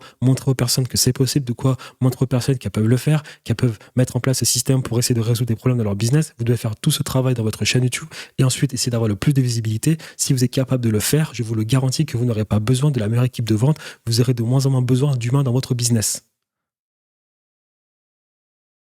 Soyez tellement bon dans l'explication de votre solution, soyez tellement bon dans les triggers émotionnels, l'importance de la liberté géographique, financière, temporelle, c'est-à-dire soyez tellement bon dans votre storytelling, dans le message que vous essayez de partager vis-à-vis de personnes pour qu'elles s'identifient à vous. N'oubliez pas ce que Steve Jobs a dit, le marketing, c'est le marketing, ce qui représente le marketing, c'est les valeurs. C'est-à-dire que au lieu de faire le marketing sur les caractéristiques de votre produit, vous devez faire le marketing sur comment est-ce que les gens faire le marketing sur le sentiment d'appartenance de personnes vis-à-vis de votre business, vis-à-vis de votre produit, vis-à-vis de votre image de marque, ou bien de votre image personnelle. Faites un travail colossal, on l'appelle de vente de telle sorte que vos closers n'ont plus grand-chose à faire et que vous receviez pratiquement des DM de personnes qui vous demandent directement le lien Stripe.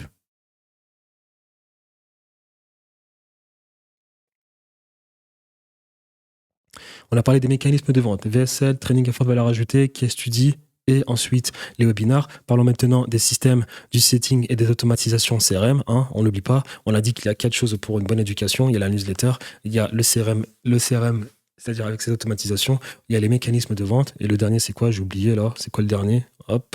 Le dernier, voilà, c'est ça. Setting, mécanisme de vente, CRM et newsletter. Voilà. Donc là, maintenant, on aborde le setting, les automatisations, système et CRM. Donc, un setter est un professionnel qui planifie des appels de vente entre un closer et les clients potentiels, garantissant que des réunions importantes sont programmées pour le closer. Gros disclaimer. Les personnes aujourd'hui vous parlent de setting comme si c'était le nouveau business, c'était la nouvelle fonction, les nouvelles personnes que vous avez besoin dans votre entreprise. Le setting, ça existe depuis la nuit des temps. Le setting, ça existe depuis la révolution industrielle. Hein, mais sur Internet, comme on aime bien rebrander les mots, on vous parle de setting alors que ça existe depuis la nuit des temps. Hein. On va dire le setting à des professionnels du photovoltaïque qui vont dire de quoi tu me parles mon petit, un téléprospecteur, un agent, oui on connaît, tu vas pas m'apprendre les choses. Hein, voilà. Là, tout le monde est en train de parler de setting comme si c'était la nouvelle chose. Hein. Faites attention à cela. Le setting, ça a toujours existé, bien évidemment. Des moments où vous prenez l'appel pour essayer de qualifier quelqu'un, vous faites du setting, vous faites le travail d'agent, vous faites du travail de centre d'appel, tout simplement. Vous avez besoin d'un setter car un pourcentage important de vos prospects froids et chauds ne s'inscriront tout simplement jamais de même à votre offre. On se souvient de ce qu'on a dit. Sur 1000 eyeballs, on aura à peu près 200 personnes qui d'elles-mêmes réserveront en appel. Il en restera 800 et on devra faire en sorte que ces 800 réservent aussi un appel. Et cela va se faire à travers le setting, notre création de vidéos, notre création de contenu, et j'en passe. Donc, newsletter, CRM, hein, parce que voilà, si vous n'avez pas de setter qui contacte les gens et que vous comptez simplement sur les gens afin qu'ils s'inscrivent naturellement à votre mécanisme de vente, vous passerez simplement à côté d'un grand pourcentage d'appels. Voilà, il faut beaucoup de culot et être avenant en acquisition client. Donc, le process de setting, hein, le process de setting, il doit respecter tous ces points-là. C'est-à-dire, un bon setting, c'est respecter tous ces points-là. En gros, un bon setting, c'est être un bon psychologue. Le setting est la première phase. C'est pas forcément la première phase, mais c'est une phase qui va nous permettre de bien humaniser notre système d'acquisition, d'accord? Avec le setting, on humanise bien notre système d'acquisition pour que l'appel de vente se passe très bien. Parce qu'un appel de vente qui fonctionne de nos jours, c'est un appel de vente qui nage dans l'émotionnel avec notre client. Donc, un setting doit nous permettre de créer une vraie proximité avec le prospect. Il doit nous permettre, nous devons montrer un vrai intérêt au problème. Nous devons montrer un vrai intérêt pour notre prospect. On doit prendre conscience de la situation du prospect, de ses douleurs et peines. Donc, on joue le rôle de psychologue, c'est-à-dire que les questions qu'on va lui poser, c'est pour véritablement essayer d'en savoir un peu plus sur sa situation, pour d'ailleurs soit lui proposer un lead magnet, soit lui proposer un appel, soit lui proposer une vidéo YouTube. On se souvient de mon funnel en publicité, les publicités que je générais, mes stratégies en publicité. On avait parlé des DM Instagram et que lorsque notre setter devait contacter la personne, il devait soit les renvoyer sur notre chaîne YouTube, soit faire en sorte qu'ils réservent un appel, soit les envoyer sur une vidéo de VSL de vente. C'est à ça que le setting, c'est à ça que va nous servir le setting. C'est-à-dire que, voilà, on sait exactement quels sont les problèmes de la personne. On n'est pas là pour essayer de lui vendre quoi que ce soit. On est vraiment là pour essayer de l'aider, de lui apporter d'éventuelles solutions pour lui montrer que, voilà, on peut peut-être l'aider sans forcément le vendre, sans forcément essayer de lui vendre quelque chose. Et je l'ai dit, je le répète, ne soyons pas pressés à ce niveau-là. Hein. Une bonne phase d'éducation où on prend notre temps est une phase d'éducation qui est bien effective. Donc si à ce niveau-là, on estime qu'il faut plutôt lui envoyer une vidéo YouTube pour qu'il prenne connaissance de notre univers, hein, afin qu'il s'identifie à notre univers, afin qu'il commence à nous apprécier, on le fait. Pas obligé directement de lui envoyer le lien pour qu'il réserve un appel. Parler avec lui pour renforcer le lien émotionnel, parce que bien évidemment que les meilleures ventes se font sous le coup de l'émotion. Reformuler ses douleurs et besoins, proposer un appel de consultation si nécessaire. Voilà, donc il faut qu'un bon setting respecte ces points-là.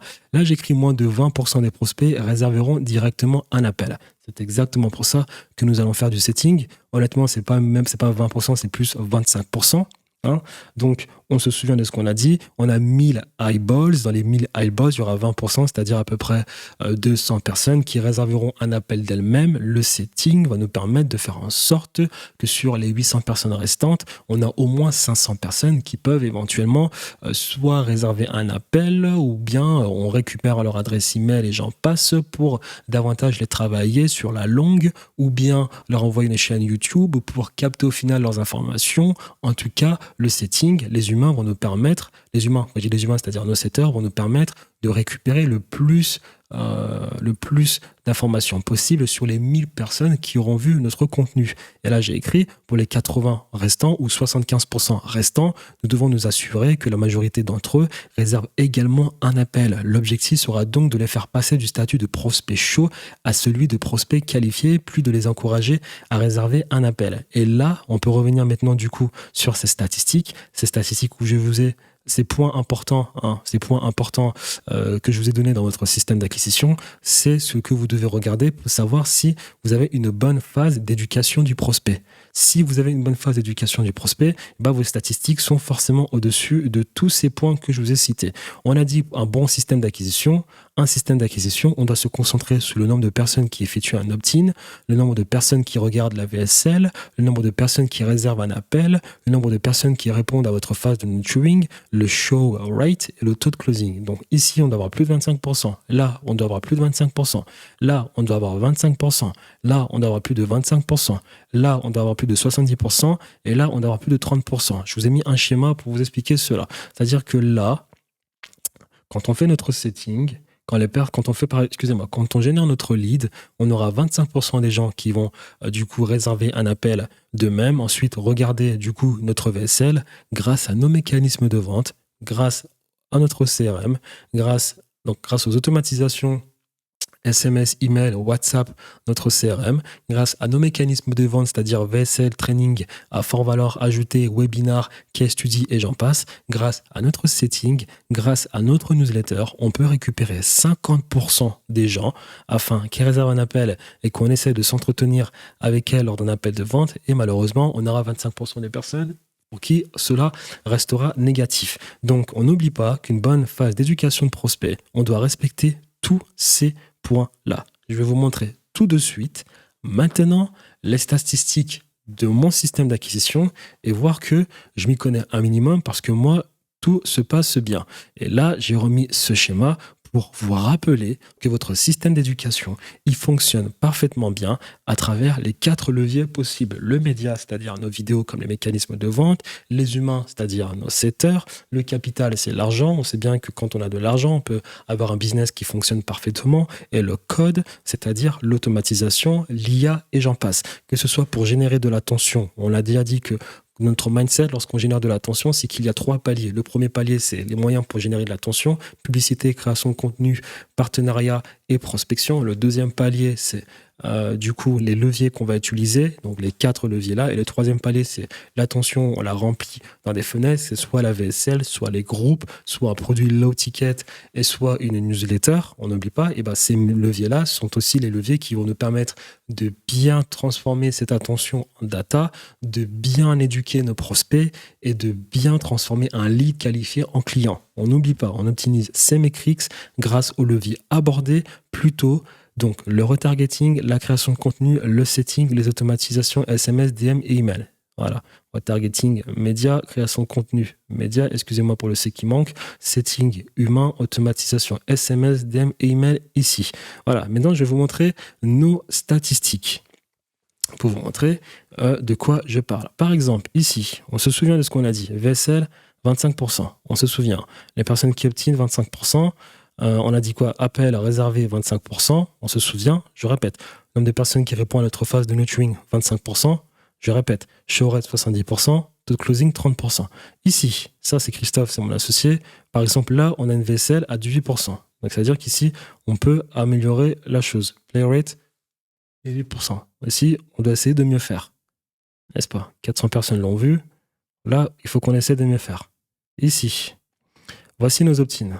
Alors, j'ai peut-être fait une erreur en ajoutant cette image, j'aurais dû l'ajouter après, mais voici nos opt-in. Le nombre de personnes qui opt-in, on est à 27%. Donc, j'ai fait une capture d'écran, à dire que là, Oibol 200, 500 leads, 27% quand tu fais le calcul. Donc, on est bon ici. Nombre de personnes qui opt-in sur YouTube. Là, on a 14% sur ma chaîne. Donc ici, il faut améliorer. Donc nous, ici, moi, il faut que j'améliore. Ensuite, le nombre de personnes qui regardent la VSL. Plus de 25%. Donc là, c'est là maintenant où je devais mettre le schéma. Excusez-moi, j'ai fait cette erreur. Là, on a 18% pour Christophe. Donc là, on doit aussi améliorer. 18%. 400 personnes qui ont regardé. On doit améliorer. Moi, ici, je suis à 93%. sur ma chaîne YouTube. Donc là, moi, je suis bien. Ici, 100 personnes qui ont vu ma VSL.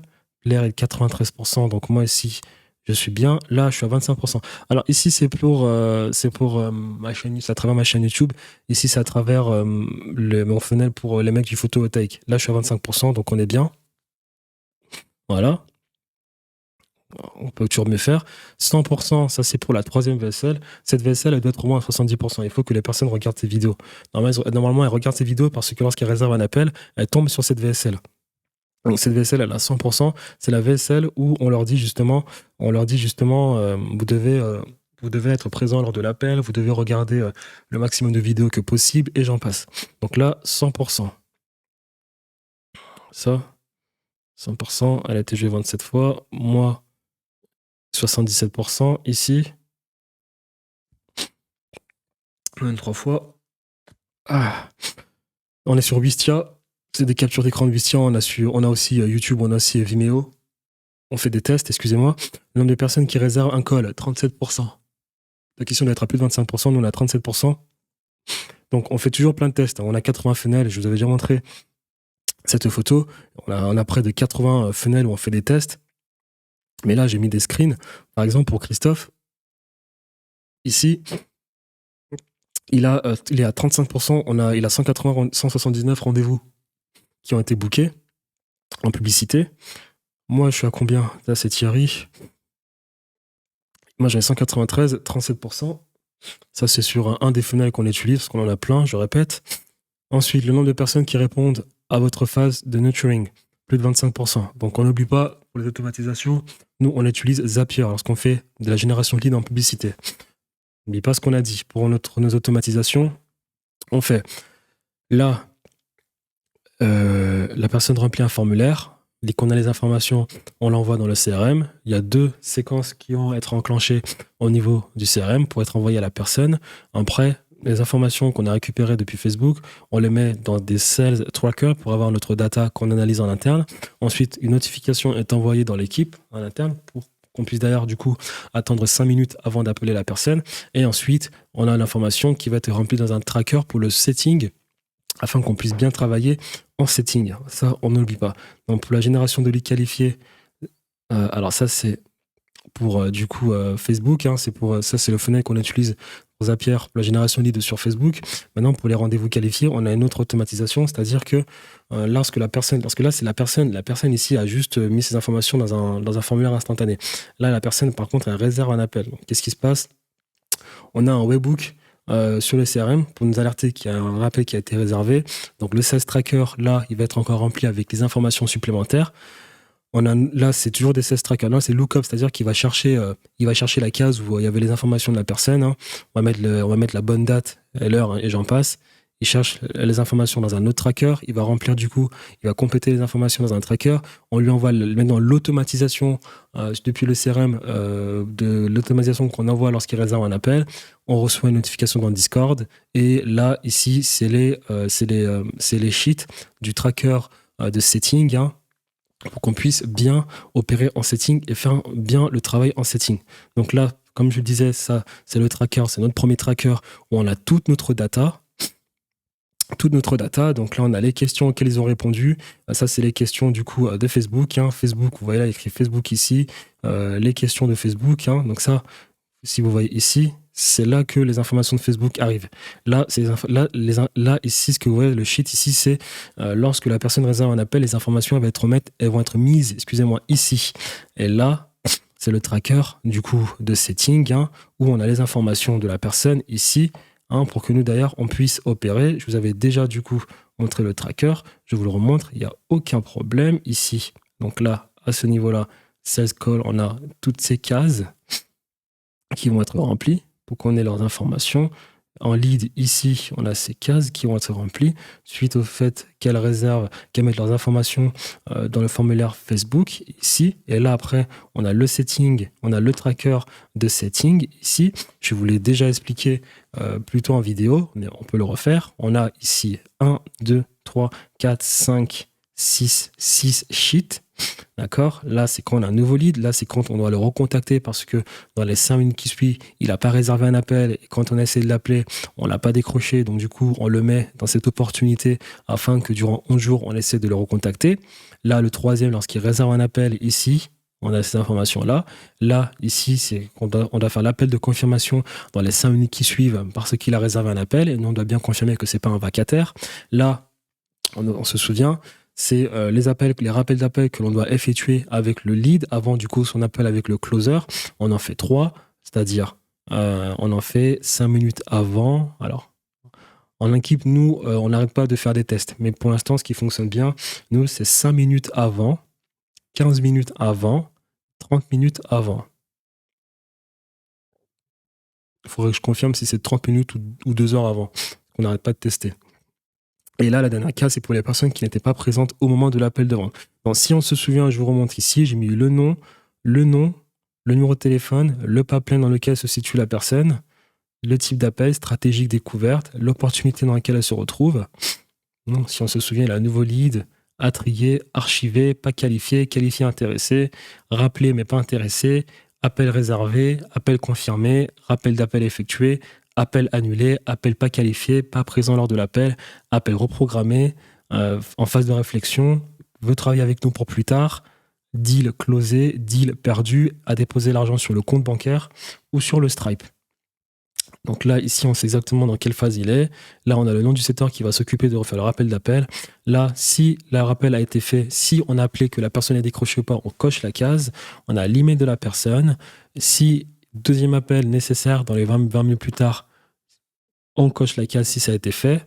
On a la date. Et là, ici, on a jour 1, jour 2, jour 3, jour 4 à compléter par le setter. Ici, deuxième case, là, excusez-moi. Deuxième case, ici, nom, numéro de téléphone, le pipeline, le type d'appel, l'opportunité dans laquelle il se retrouve, le setter qui s'en occupe. Jour 1, avec la date, 4 appels à effectuer. Jour 2, 4 appels à effectuer. Jour 3, 4 appels à effectuer. Jour 4, 4 appels à effectuer. Jour 5, 4 appels à effectuer. Jusqu'au jour 11. Pour appel réservé, ici, on va juste avoir comme information, ici, le représentant assigné, c'est-à-dire le closer. Là, je vous dis, ça, c'est mon tracker, il est effectif. J'ai juste mis closer à la place des noms des closers et j'ai enlevé ici le nom, les prénoms, mais les dates, par exemple, là, elles sont réelles, les dates. Les dates sont réelles ici, par exemple. Là aussi, j'ai juste enlevé le nom des gens, mais là, les dates, si on peut les retrouver. Non, c'est juste ici que j'ai les dates et je pense que j'ai les dates ici en premier. Non, j'ai que les dates pour les appels réservés. Ici, du coup, jusqu'en mai, là, parce que là, on est en juin, je tourne la vidéo. J'ai copié ce sheet en fin mai. Parce que c'est un template, mais voilà. Du coup, là, on a le closer. Et ici, par contre, ce qui va nous intéresser, c'est les deux trucs. C'est-à-dire qu'on a le nom du closer qui va être remis automatiquement parce que on a le CRM qui va choisir le nom du closer pour le mettre après ensuite ici automatiquement. Ce sheet, ce tracker setting est connecté à notre CRM pour bien l'automatiser. Et là, par contre, on demande à nos closers de remplir cette case s'il a été présent au moment de l'appel, s'il a reprogrammé un R2, s'il n'était pas présent au moment de l'appel, pour qu'on puisse calculer notre show rate. Confirmation d'appel, ça va être exactement pareil.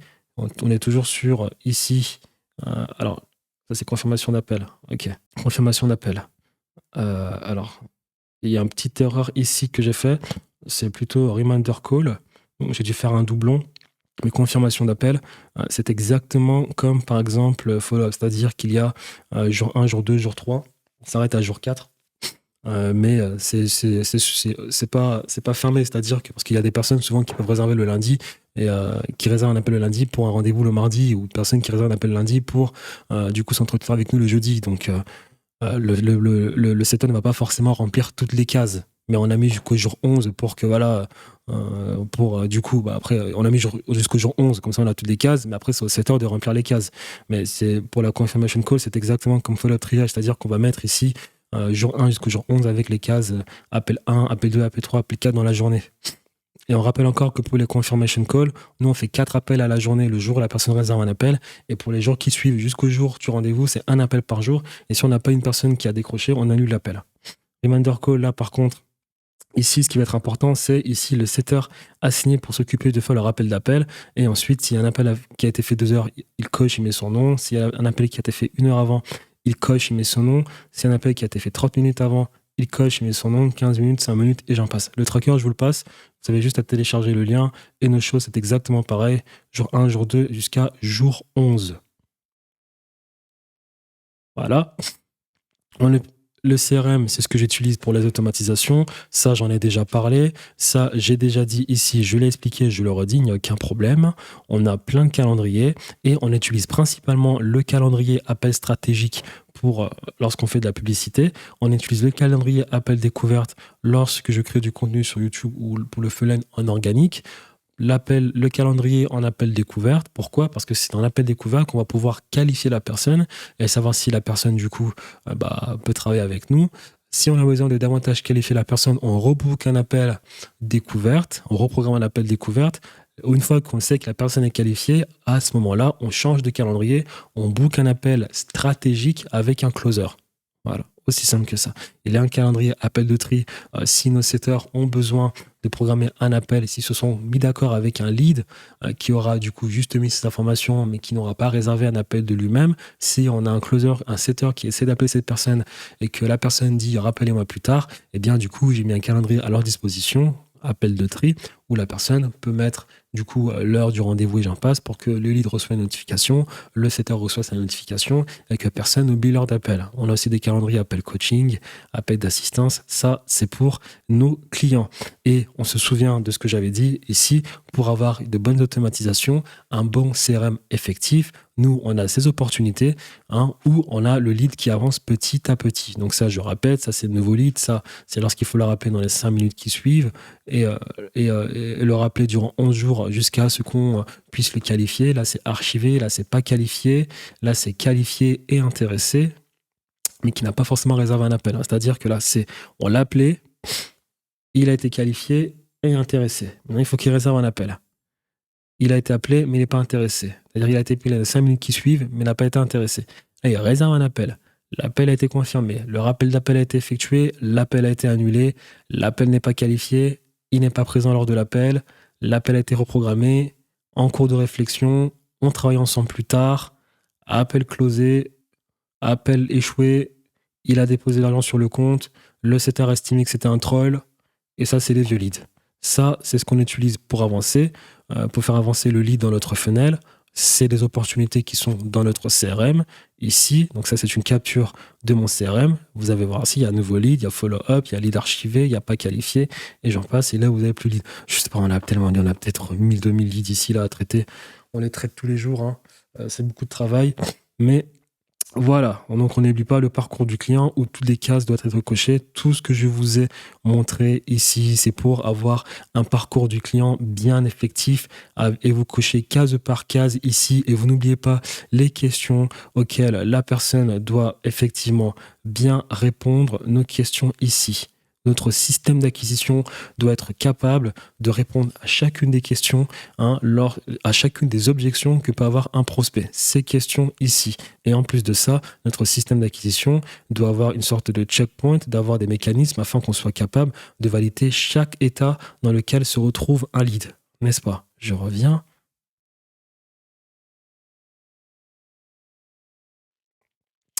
Là, au niveau de nos automatisations en CRM, je le répète ici, j'ai plusieurs automatisations. Donc, j'ai une automatisation pour les appels découvertes à travers la publicité. Ici, par exemple, ça, c'est les automatisations que j'utilise pour la publicité. Là, c'est les automatisations que je vais utiliser ici pour mon lead, mon funnel en organique. Je vous montre ici les automatisations automatiquement. Là, c'est les automatisations qu'on utilise lorsqu'une personne a réservé un appel. Alors qu'ici, c'est lorsque la personne a juste mis ici ces informations. Donc, je vais vous expliquer chacune des automatisations. Là, la personne, elle a juste opt-in, appel découverte ici, des appels. Elle a juste opt-in, elle reçoit 3 automatisations. Là, elle réserve un appel, elle reçoit une automatisation. Là, elle opt-in à travers la publicité, elle reçoit 3 automatisations. Lorsqu'elle réserve un appel, elle reçoit 2 automatisations, ça va dépendre. Si la personne a réservé un appel après un appel découverte, elle reçoit une automatisation.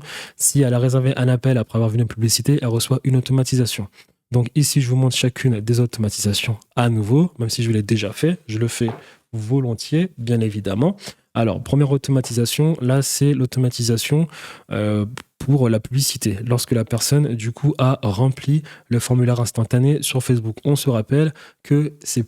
Alors, c'est pas 3 automatisations, c'est 2 automatisations qui ont été mises en place lorsque la personne remplit, du coup, un formulaire instantané. Elles sont là. Il y en a 289 ici, 287 ici. C'est ces 2 automatisations qui sont envoyées au prospect lorsque la personne réserve un appel. Donc, si je reviens ici, qu'est-ce qui se passe ici? Le formulaire a été rempli. Ensuite, il y a une opportunité qui se crée. Ça va être un nouveau lead. On attend 3 minutes. 3 minutes parce que normalement, dans les 5 minutes qu'on l'appelle. Normalement, on l'appelle dans les 5 minutes. Donc, 3 minutes avant, 2 minutes avant, du coup, on lui dit qu'on va l'appeler.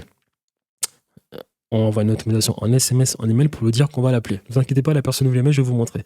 Et là, ensuite, 7 minutes plus tard, on lui envoie un email lui disant, écoute, voilà nos réseaux sociaux. Donc là, je l'ai écrit. Après 3 minutes, demandez, lui, à trouver le temps de réserver son appel et partager avec lui vos réseaux sociaux.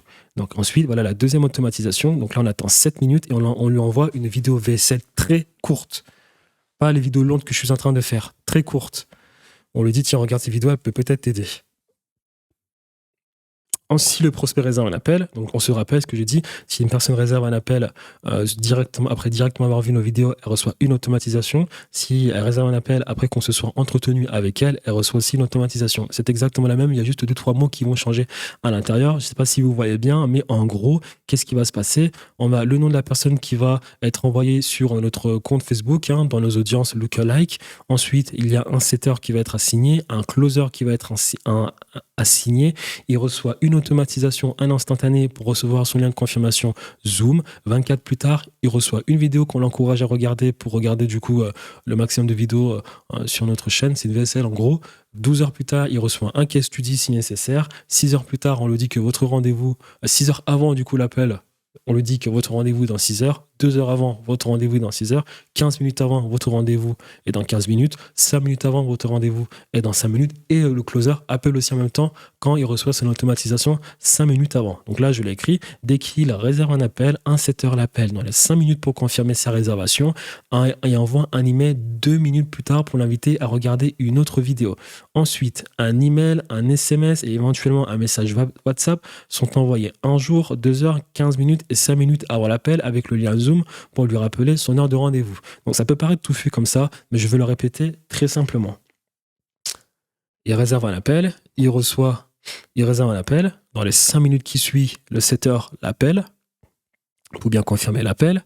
Ensuite, 2 minutes plus tard, il reçoit sa confirmation par Zoom. Donc là, c'est-à-dire que là, ici, je ne sais pas si vous le voyez, là on attend 7 minutes. Parce qu'il y a 5 minutes plus tard, il reçoit 7 minutes plus tard, il reçoit du coup il reçoit sa confirmation d'appel et une vidéo qui l'encourage à regarder un appel. Normalement, cette vidéo, il la reçoit automatiquement lorsqu'il réserve un appel parce qu'il tombe sur une autre page de vente. Donc, la vidéo qu'il est censé regarder, il la reçoit par email et normalement, il est devant la vidéo parce que normalement, lorsqu'il réserve un appel, il tombe sur une page de vente. 5 minutes avant, d'abord, 2 minutes avant, du coup, parce que c'est 5-7 minutes, 2 minutes avant, du coup, il y a un setter qui l'appelle pour juste confirmer l'appel. Donc, il reçoit une vidéo, il reçoit son lien de confirmation, et le lendemain, il reçoit du coup un email qui lui dit tu peux regarder cette vidéo, qu'est-ce que tu dis? 12 heures plus tard, tu peux regarder cette vidéo, qu'est-ce que tu dis? 6 heures avant l'appel, on lui fait un rappel du coup de la réunion. 2 heures avant, on lui fait un rappel de la vidéo. 15 minutes avant, on lui fait 2 heures avant, on lui fait un rappel de l'appel de vente. 15 minutes avant, on lui fait un rappel de l'appel de vente. 5 minutes avant, un rappel de l'appel de vente. Et les 5 minutes aussi, le closer appelle. Éventuellement, on peut demander à un setter d'appeler la personne lorsqu'elle reçoit du coup cette automatisation. Ce n'est pas très fixe. On fait plusieurs tests en fonction de ce qui fonctionne. Récemment, on s'est mis d'accord pour faire envoyer un email 2 heures avant, 15 minutes, 5 minutes. Et 5 minutes, il reçoit son email et le closer l'appelle pour bien confirmer. Parce qu'avant, on avait des problèmes de show rate. Donc, lorsqu'on a mis en place ce système, on a eu moins de problèmes à ce niveau-là. Donc, ici, on lui envoie une autre automatisation Pourquoi j'ai mis cela? Ça, c'est l'automatisation du coup pour la réservation d'appels. Là, vous voyez, il y a 400 automatisations qui ont été envoyées depuis un funnel. Je répète encore, on fait plein de tests, donc c'est pas juste 400, il y en a plein. Et là, je vous remonte encore les statistiques qu'on a sur tout ce que je viens de vous montrer pour vous montrer que ça fonctionne. Le nombre de personnes qui répondent à notre phase de nurturing, on a plus de 50%. En réalité, c'est plus de 60%. Là, vous voyez par exemple la séquence d'appels de confirmation, on a 67% en interne. Le lien qu'il reçoit avec son Zoom et la vidéo, 40%. 6 heures avant, 50% des mails ont été ouverts. 10 minutes avant, 52%, ça a été ouvert. 12 heures avant, 64%, ça a été ouvert. 24 heures avant, 54%, ça a été ouvert. Et là, 2 heures avant, 61%, ça a été ouvert. C'est juste pour vous montrer que ça fonctionne. Ici, là, donc ici, appel stratégique où il réserve un appel. Les emails sont ouverts à 50% ici. Ça, je ne sais même plus c'est quoi comme automatisation exactement. Là, il y a 67%, 66%. Et là, c'est 50%. Ah oui, je me rappelle, c'est tout simplement... alors, attendez, je regarde ici. C'est les automatisations principales qu'on envoie avec la vidéo VSL et le case study qu'on demande de lui regarder. Donc, du coup, il y a 50%. Donc là, c'est-à-dire que c'est 24 heures, 24 heures avant l'appel. Et là, c'est 12 heures avant l'appel. Donc, la première VSL qu'on lui demande de regarder ou la vidéo de vente, peu importe. Là, vous mettez soit une vidéo de vente VSL, soit un case study. Vous lui mettez quelque chose qui peut davantage le convaincre qu'il accepte de travailler avec nous lors de l'appel de vente. 50% ouvre le mail. Et ici, 67% ouvre le mail pour 12 heures plus tard. Voilà. Le show rate, ici, on est à plus de 70%. Je vous ai montré, du coup, notre séquence ici où 100% des mails sont ouverts lorsque la personne n'est pas présente au moment de l'appel de vente. Parce que lorsque la personne n'est pas présente au moment de l'appel de vente, on envoie cette séquence ici, no show. On en a envoyé déjà 100. Sur ce funnel, il y a 400 personnes qui ont réservé un appel. On a un show rate d'à peu près 25% ici. Voilà. Qu'est-ce qui se passe lorsque les personnes ne sont pas présentes au moment d'appel de vente? On n'oublie pas que le show rate est la métrique la plus importante. Lorsque les personnes ne sont pas présentes au moment d'appel de vente, 5 minutes plus tard, le closer les appelle. Il ne décroche pas double appel instantanément. Si les personnes ne décrochent pas, on les met dans une séquence de 11 jours. Et durant 11 jours, on les appelle 4 fois par jour. Ce mail, en fait, il est envoyé instantanément. Et ensuite, il y a un email qui est envoyé 3 jours plus tard. Là. Le taux de closing, on est à moins de 30%. Donc, je ne sais pas si on peut faire mieux ou ici, je ne sais pas si on peut faire mieux ou bien si c'est bien. J'estime que moi, on peut faire mieux. Ça, c'est mon CRM, du coup, avec des leads. Ça, c'est mon CRM avec les statistiques, du coup, d'avancer de mon funnel, les opportunités que je vous ai montrées. Mais ici, par exemple, là, on a ici les deals closés. Et j'ai fait le calcul ici. On a eu 97 clients, 97 clients dans Close Deal sur 1 million de générés. On a eu 362 rendez-vous ici, je ne sais plus sur quelle période. Et du coup, on a un calcul de 27% de closing. Donc du coup, 27%, est-ce que c'est bien, est-ce que c'est mal? Je ne sais pas. Je ne sais pas. Est-ce que c'est bien, est-ce que c'est mal? Je pense qu'on peut faire mieux que ça. On est en dessous de la moyenne parce que j'estime qu'une bonne moyenne, c'est 30% pour le photovoltaïque. Ça, je vous parle, c'est du photovoltaïque. Une bonne moyenne, c'est 30%, moins de 30%, parce que j'ai un de mes closers qui m'a dit arrêtez 25%, c'est bien, parce qu'il a déjà travaillé auparavant. Il m'a dit dans ce qu'on nous fait en photovoltaïque, 25% c'est bien, mais pour la création de contenu, je sais qu'on doit être à plus de 35%. En tout cas, on est à 27%, donc on va essayer d'améliorer le funnel. J'ai remontré ces screens justement pour vous montrer qu'on a plein de personnes qui nous envoient des sous. J'ai mis plus de 5 000 euros, 5 000 dollars parce qu'il y a souvent des virements qui sont envoyés depuis des paiements Stripe, des paiements e-commerce, pardon. Mais là, on a là ici 14, 16 000. Ici, 11 000, c'est des personnes qui ont envoyé les sous. Envoyer les sous pour travailler avec nous dans le photovoltaïque. Ça, c'est Stripe ici. Hop, hop, hop, hop, là 15 000, là 13 000, ici, là, ici, là, hop, c'est pour dans notre lien. Ici, les 97 personnes, là, elles sont où? Là, ici, 97 personnes dans le CRM. Et là, ici, du coup, ça c'est la banque. Ça c'est en avril, 100 000. ici, en mai, là, en mars, 141 000. Et là, et ici, 117 000 en mai. Voilà. Et on a monsieur associé Christophe qui s'est acheté une voiture à 100 000. Voilà. Et juste pour terminer, monsieur Christophe, que je vous invite à regarder sa chaîne YouTube, qui est ici, Christophe Alain. On a fait un road trip à Monaco. Il s'est acheté une nouvelle caisse. Moi, j'attends de faire un peu plus d'argent avant d'acheter ma voiture. Mais si je montre ça, c'est juste pour vous montrer qu'on a des clauses. Voilà. Là, juste le process de setting que j'aimerais vous montrer, comment nous, on fonctionne pour que ce soit plus clair pour vous. En fait, qu'est-ce qu'on fait? Je l'ai écrit, mais je l'ai déjà expliqué. Donc, lorsqu'on a un nouveau lead, on a un appel dans les 5 minutes qui suivent. En cas de non-réponse, on appelle à nouveau 10 minutes plus tard. L'appel de confirmation, il se fait dans les 5 minutes qui suivent. Ensuite, dans les 5 minutes qui suivent, s'il ne décroche pas, on essaie de le rappeler à 4 reprises de la journée où il a réservé un appel. Et pour les jours qui suivent, on l'appelle une fois par jour. S'il ne décroche pas, on annule. Le rappel d'appel, encore une fois, ici c'est générique. Mais nous, ce qu'on a fait, on a fait plein de tests avec les mecs du photovoltaïque. On a trouvé 2 heures, 15 minutes, 5 minutes. Mais à vous de voir. Soit vous faites 90 minutes, 60 minutes, 30 minutes. Soit vous faites 2 heures, 1 heure, 30 minutes, je ne sais pas. Mais vous devez à tout prix faire 3 appels. Je vous ai montré les statistiques pour vous montrer que les personnes, ne vous inquiétez pas, ça peut paraître agressif, mais les personnes, elles ouvrent les mails. Hein. Elles ouvrent les mails. Hein. Donc, il y a 50%, 52, 65, 53, 61. Elles ouvrent les mails. Donc, ne pensez pas que c'est agressif, mais ça marche.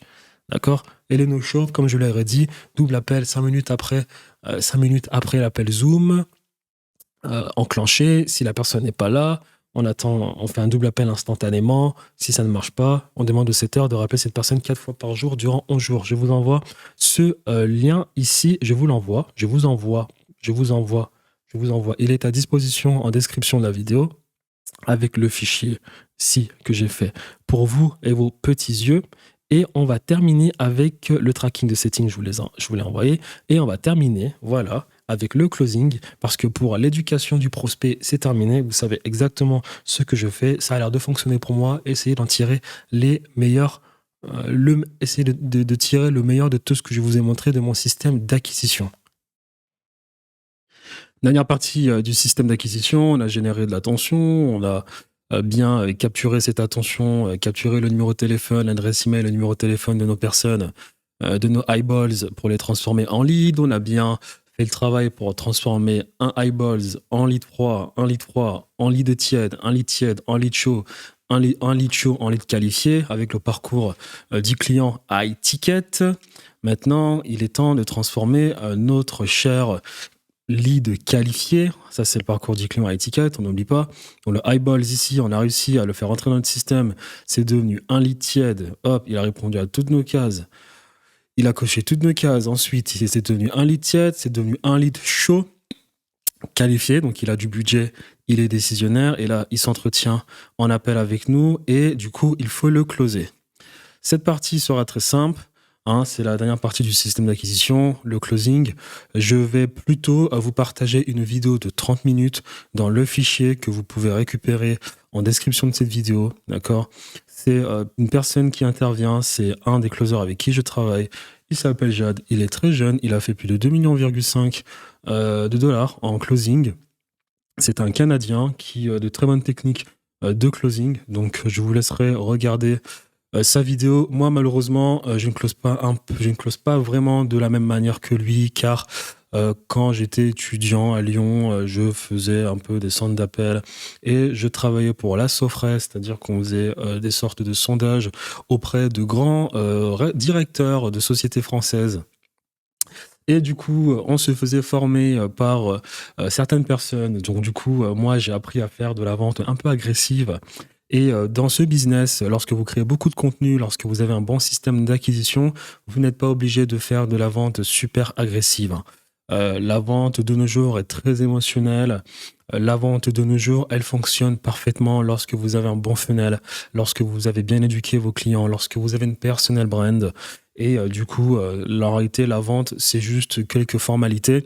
l'appel de closing, ce n'est quelques formalités, parce qu'en réalité, si vous avez bien fait le travail, la personne sait déjà qu'elle veut acheter avec vous. Cependant, il y a quand même 6 étapes à respecter lors de l'appel de closing. Donc là, j'écris remise en contexte, mettre le prospect à l'aise et désacraliser la situation. Donc voilà, dans les premiers instants de l'appel, vous remettez la situation en contexte, tout simplement. Je sais pas ce que je pourrais ajouter à ce niveau-là. C'est remise en contexte. Donc on sait pourquoi on est là. Tout est en place. On désacralise la chose, c'est-à-dire qu'on le met à l'aise. On rigole avec lui. Il faut qu'il y ait de bons sentiments, positifs. Voilà. Deuxième point, mettre en exergue le problème, identifier les croyances fondamentales du prospect, liberté, notoriété, richesse. À ce niveau-là, il faut faire parler la personne pour savoir quelles sont ses croyances fondamentales. Vous pouvez closer. Il y a deux manières de closer. C'est soit vous closez avec pour argument le côté émotionnel, c'est-à-dire que si vous avez un client qui vous dit moi je veux justement avoir plus de temps pour m'occuper de ma famille, là on est sur le côté émotionnel. Donc ça veut dire que durant tout l'appel, il faudra juste sur le côté émotionnel de la chose. Si vous avez directement des clients qui sont plutôt en mode montre-moi la technique, tac, tac, tac, j'ai pas que ça à faire, qui vous parle directement business et qui vous parle de chiffres. Alors là, le côté émotionnel, ça sert absolument à rien. Vous partez aussi sur le côté technique de la chose et vous allez, du coup, tout l'appel de closing va se faire de cette manière. Donc c'est là, mettre en exergue le problème. Et on pose les questions ici. Alors, dans l'appel de closing, vous n'êtes pas censé parler plus que le client. Vous laissez le client parler. Il sait déjà ce que vous faites. Il a regardé votre vidéo. Il a regardé votre contenu. Il vous apprécie. Il a réussi à s'identifier à vous parce que vous avez une forte personal brand. Vous avez fait en sorte que ces personnes s'identifient à vous. Vous avez développé un capital sympathie auprès de cette personne-là. Cette personne pense que vous êtes la bonne personne pour l'aider, donc pas la peine de parler ou pas la peine encore pas la peine encore d'essayer de convaincre la personne. Normalement, cela a été fait lors de l'appel, lors de toute la création de contenu que vous avez pu mettre en place sur du coup votre funnel YouTube et j'en passe. Si vous êtes dans un funnel un peu plus court, c'est-à-dire, voilà, vous n'avez pas créé autant de contenu, mais vous avez une vidéo de vente. Alors oui, il faudra un peu vous vendre. C'est dans la 4e partie. Mais si vous avez vraiment une belle chaîne YouTube avec des bonnes vidéos, vous n'avez même pas besoin de vous vendre. Si vous débutez dans la partie 4, vous vendez un peu, un minimum. Mais normalement, la personne a déjà vu votre VSL et qu'elle sait exactement, elle sait, voilà, vite fait de quoi vous parlez. Donc, mettre en exergue le problème, on pose les bonnes questions à la personne, on la laisse développer, on essaie de capter les premiers signes c'est-à-dire sur quoi est-ce qu'on va développer lorsqu'on présentera notre solution. On laisse cette personne parler, on lui laisse expliquer nos problèmes et voilà, rétrospective sur les process mis en place par le client. Donc là, c'est-à-dire que la personne a parlé, on a identifié sur quel aspect on allait du coup closer la personne, émotionnel ou non émotionnel. Alors tout est émotionnel, mais il y a un pourcentage d'émotion dans le process, d'un pourcentage d'émotionnel en la personne, en la personne justement que vous allez essayer de closer. Ce sera à vous de poser le pour et le contre, d'accord. Et là, quand il y a rétrospective sur le processus mis en place par le client, c'est que là vous devez très vite débiter, c'est-à-dire que là dans la deuxième partie, lorsqu'il vous donne ses problèmes, vous devez très vite analyser ces problèmes pour vite identifier sur quel aspect, du coup, sur quel point des problèmes qu'il vous a émis, sur quel point vous allez pouvoir appuyer pour lui faire rendre compte que là, en fait, il devait changer telle partie, là, il devait changer telle partie, là, il devait changer telle partie. Mais quand je dis que là, il devait changer telle partie, ce n'est pas en mode, ah, tu vois, là, t'as mal fait la chose. Non, non, non. C'est, par exemple, si la personne est dans l'émotionnel, tu vas lui dire, ah, tu vois, ici, tu aurais dû changer telle partie, je pense que c'est pour ça que tu n'as pas atteint ton objectif, c'est pour ça que tu n'as pas réussi. Tu joues sur le côté émotionnel, tu vois. C'est pas, tu cherches pas en soi à faire en sorte que la personne se sente coupable. Non. Tu joues plutôt sur le côté émotionnel dans le sens où, comment est-ce que je pourrais dire cela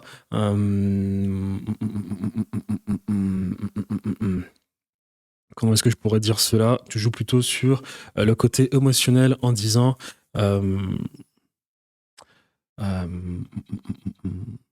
tu fais des sortes de suppositions, tu vois. C'est-à-dire que la personne va te parler, tu vas dire ouais, tu penses que bah là, si tu avais pu faire cela, est-ce que tu penses que tu aurais pu arriver à... C'est-à-dire que tu vas jouer sur la vente du résultat. Donc, lorsque la personne va te citer les problèmes, et là, ce que tu fais la rétrospective vis-à-vis de ses erreurs, là, tu vas peut-être jouer en mode, ouais, est-ce que tu penses que justement, tu avais bien fait les choses, tu aurais pu arriver à cet objectif-là? Est-ce que tu penses que si tu aurais fait les choses, bah finalement, ton objectif aurait été de cette manière-là? En fait, tu essayes de lui parler de cette manière pour que dans sa tête, il renforce du coup ce sentiment, cette visualisation de lui qui arrive derrière à ses objectifs et du coup que dans sa tête encore, ils se disent que ouais, effectivement, si j'aurais pu faire les choses, j'aurais pu arriver à ce résultat, j'aurais pu arriver à ma destination. C'est ce que je veux dire par là quand je vais pas rétrospective sur le processus de vente. C'est voilà, on identifie rapidement les problèmes, on sait exactement sur quoi on va appuyer. Sur du coup les problèmes qu'il nous a émis. Mais quand du coup on lui parle de cela, on lui dit que là tu as fait mal les choses. Ce n'est pas ouais, t'as pas fait les choses de cette manière-là. C'est ouais, tu vois, t'imagines si tu avais réussi à faire cette chose de cette manière, tu aurais pu faire ceci, tu aurais pu arriver à ton objectif. Et j'en passe. Et la personne va te dire ouais, putain, t'as raison. Oui, je sais. Oui, nanani. Cherche l'émotionnel.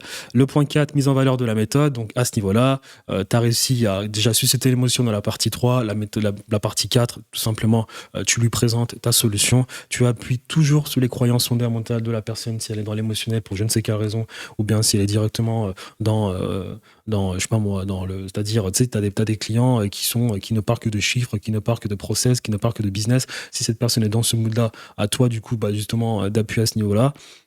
Mais toujours en pensant à sa situation désirée, lorsque tu présentes ta solution, tu renforces le fait que ta solution peut vraiment l'apporter, peut vraiment l'aider à arriver à sa situation désirée. Donc, j'ai écrit décrire la situation désirée, parler des objectifs et faire rêver le client en lui vendant le résultat, appuyer sur les croyances fondamentales du client pour défendre vos arguments. On sait ce que c'est les croyances fondamentales, on en a parlé durant des heures et des heures et des heures et des heures dans la vidéo.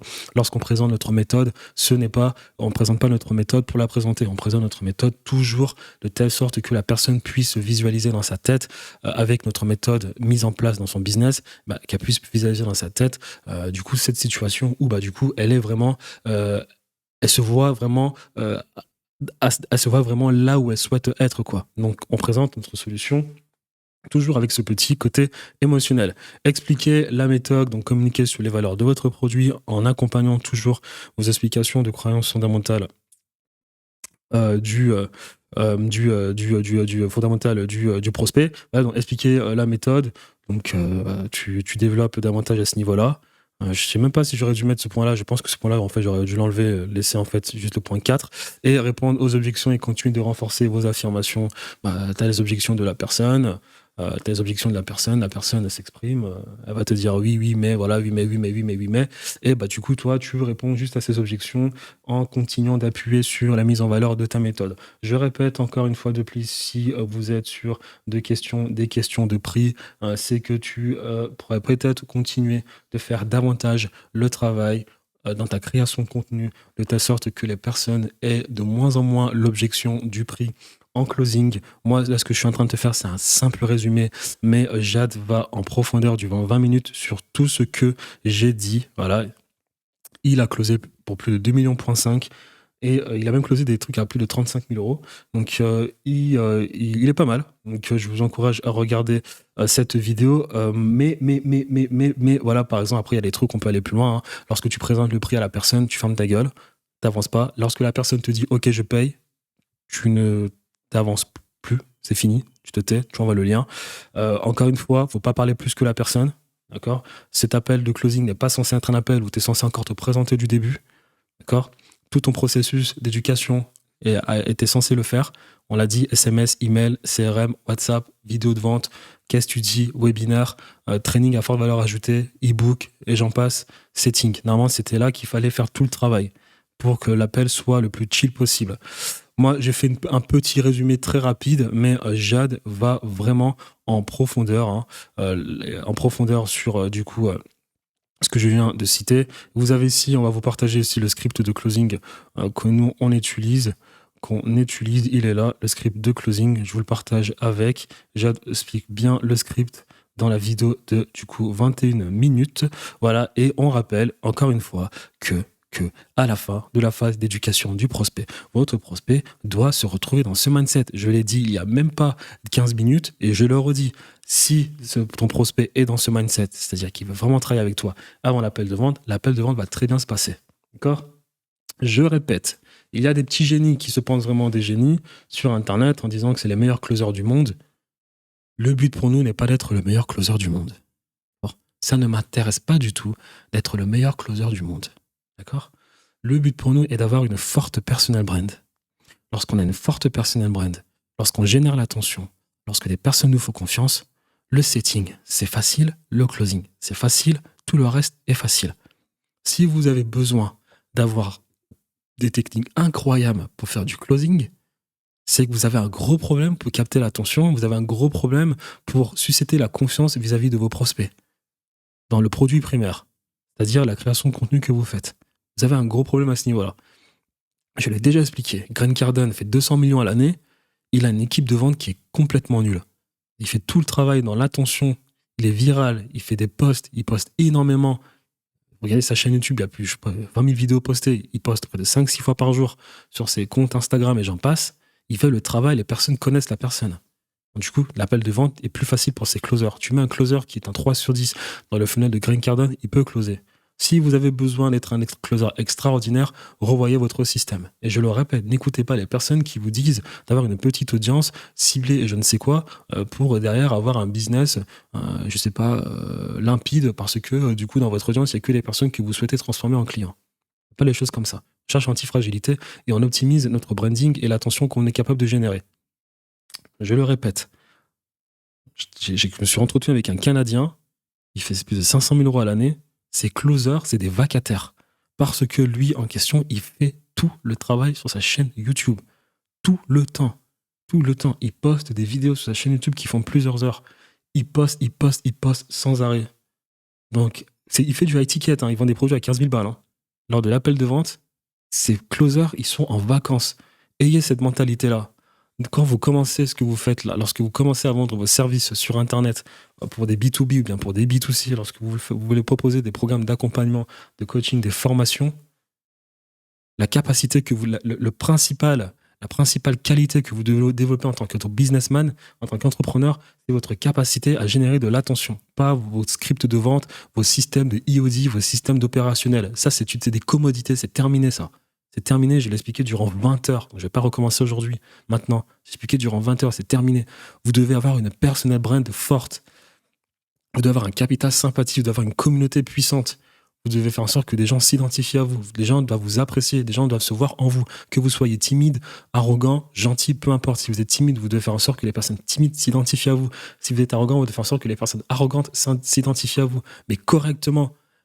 Comme ça, derrière, vous n'avez pas besoin d'avoir les meilleures équipes de vente, les meilleurs closers et j'en passe. Si vous me regardez, que vous débutez, mettez dans votre tête que vous n'aurez pas le meilleur closer qui travaillera pour vous, vous n'aurez pas le meilleur setter qui travaille pour vous et vous n'aurez pas la meilleure équipe de vente de tous les temps. C'est très compliqué à réaliser en France. D'accord ?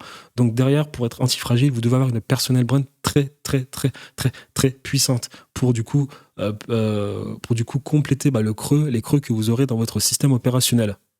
J'espère que je me suis bien fait comprendre. Donc là, tout le travail en amont que vous aurez fait doit vous faciliter, doit vous faciliter la chose lors de votre appel de vente. Votre prospect doit être dans cet état d'esprit.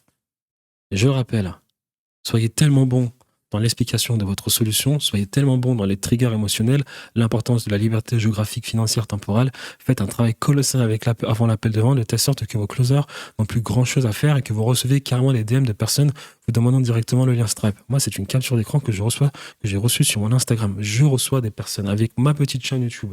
Je reçois des messages de personnes, des DM qui me disent « Putain Thierry, j'ai vu ta vidéo, c'est exceptionnel ». C'est dans cet état d'esprit que vous devez vous retrouver. Vous n'imaginez pas à quel point, lors de l'appel de vente, c'est tellement plus facile. J'ai eu des personnes à l'appel de vente, c'était tellement plus facile parce qu'elles ont vu mon contenu, parce qu'elles m'ont va parler toute la journée. Imaginez un instant la puissance que vous pouvez avoir. Donc, créez du contenu sur YouTube, pas sur un Twitter ou je sais pas quoi, Instagram. Prenez le temps d'avoir une belle chaîne YouTube, de bien créer du contenu sur YouTube, de montrer votre expertise sur YouTube, de créer un narratif sur YouTube, de créer un storytelling sur YouTube, de montrer vos valeurs sur YouTube, et j'en passe, de créer tout un narratif, tout un sentiment d'appartenance. On n'oublie pas ce que Steve Jobs a dit, et je vous garantis que tout va couler correctement. Voilà. Closing, c'est pas quelque chose d'exceptionnel. On est des entrepreneurs. On est des autorités. On n'est pas des Jordan Belfort. Encore, Jordan Belfort, c'est un entrepreneur complet. On n'est pas des closers. On n'est pas des salesmen. On est des entrepreneurs autorités. Comme ça qu'on voit la chose. C'est le seul moyen de s'en sortir dans le monde de demain. Je l'ai déjà dit, notre seul monopole, c'est d'avoir une personal brand. Rien d'autre. Écoutez pas les personnes qui vous parlent de Web3, Web4, Web5, Web6, Web7, la crypto-monnaie, l'intelligence artificielle, et j'en passe. Les seules personnes qui font de l'argent dans ces secteurs-là sont les personnes qui ont des personal brands.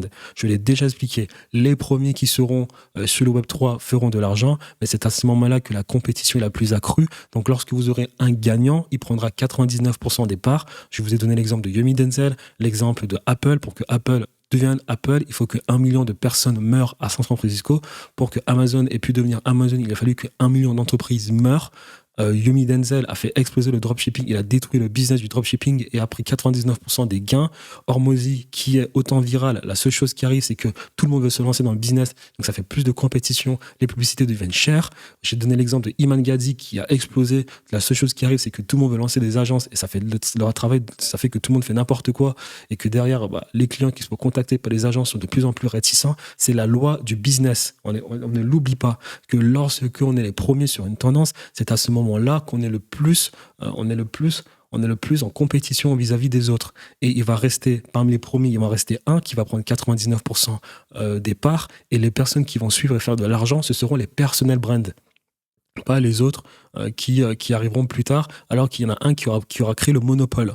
On ne l'oublie pas. Vous le voyez aujourd'hui, les Paris Hilton, les Iggy Azalea, les Mia Khalifa lancent des crypto-monnaies, elles font des thunes. Logan Paul fait des thunes. Ils font tous des thunes.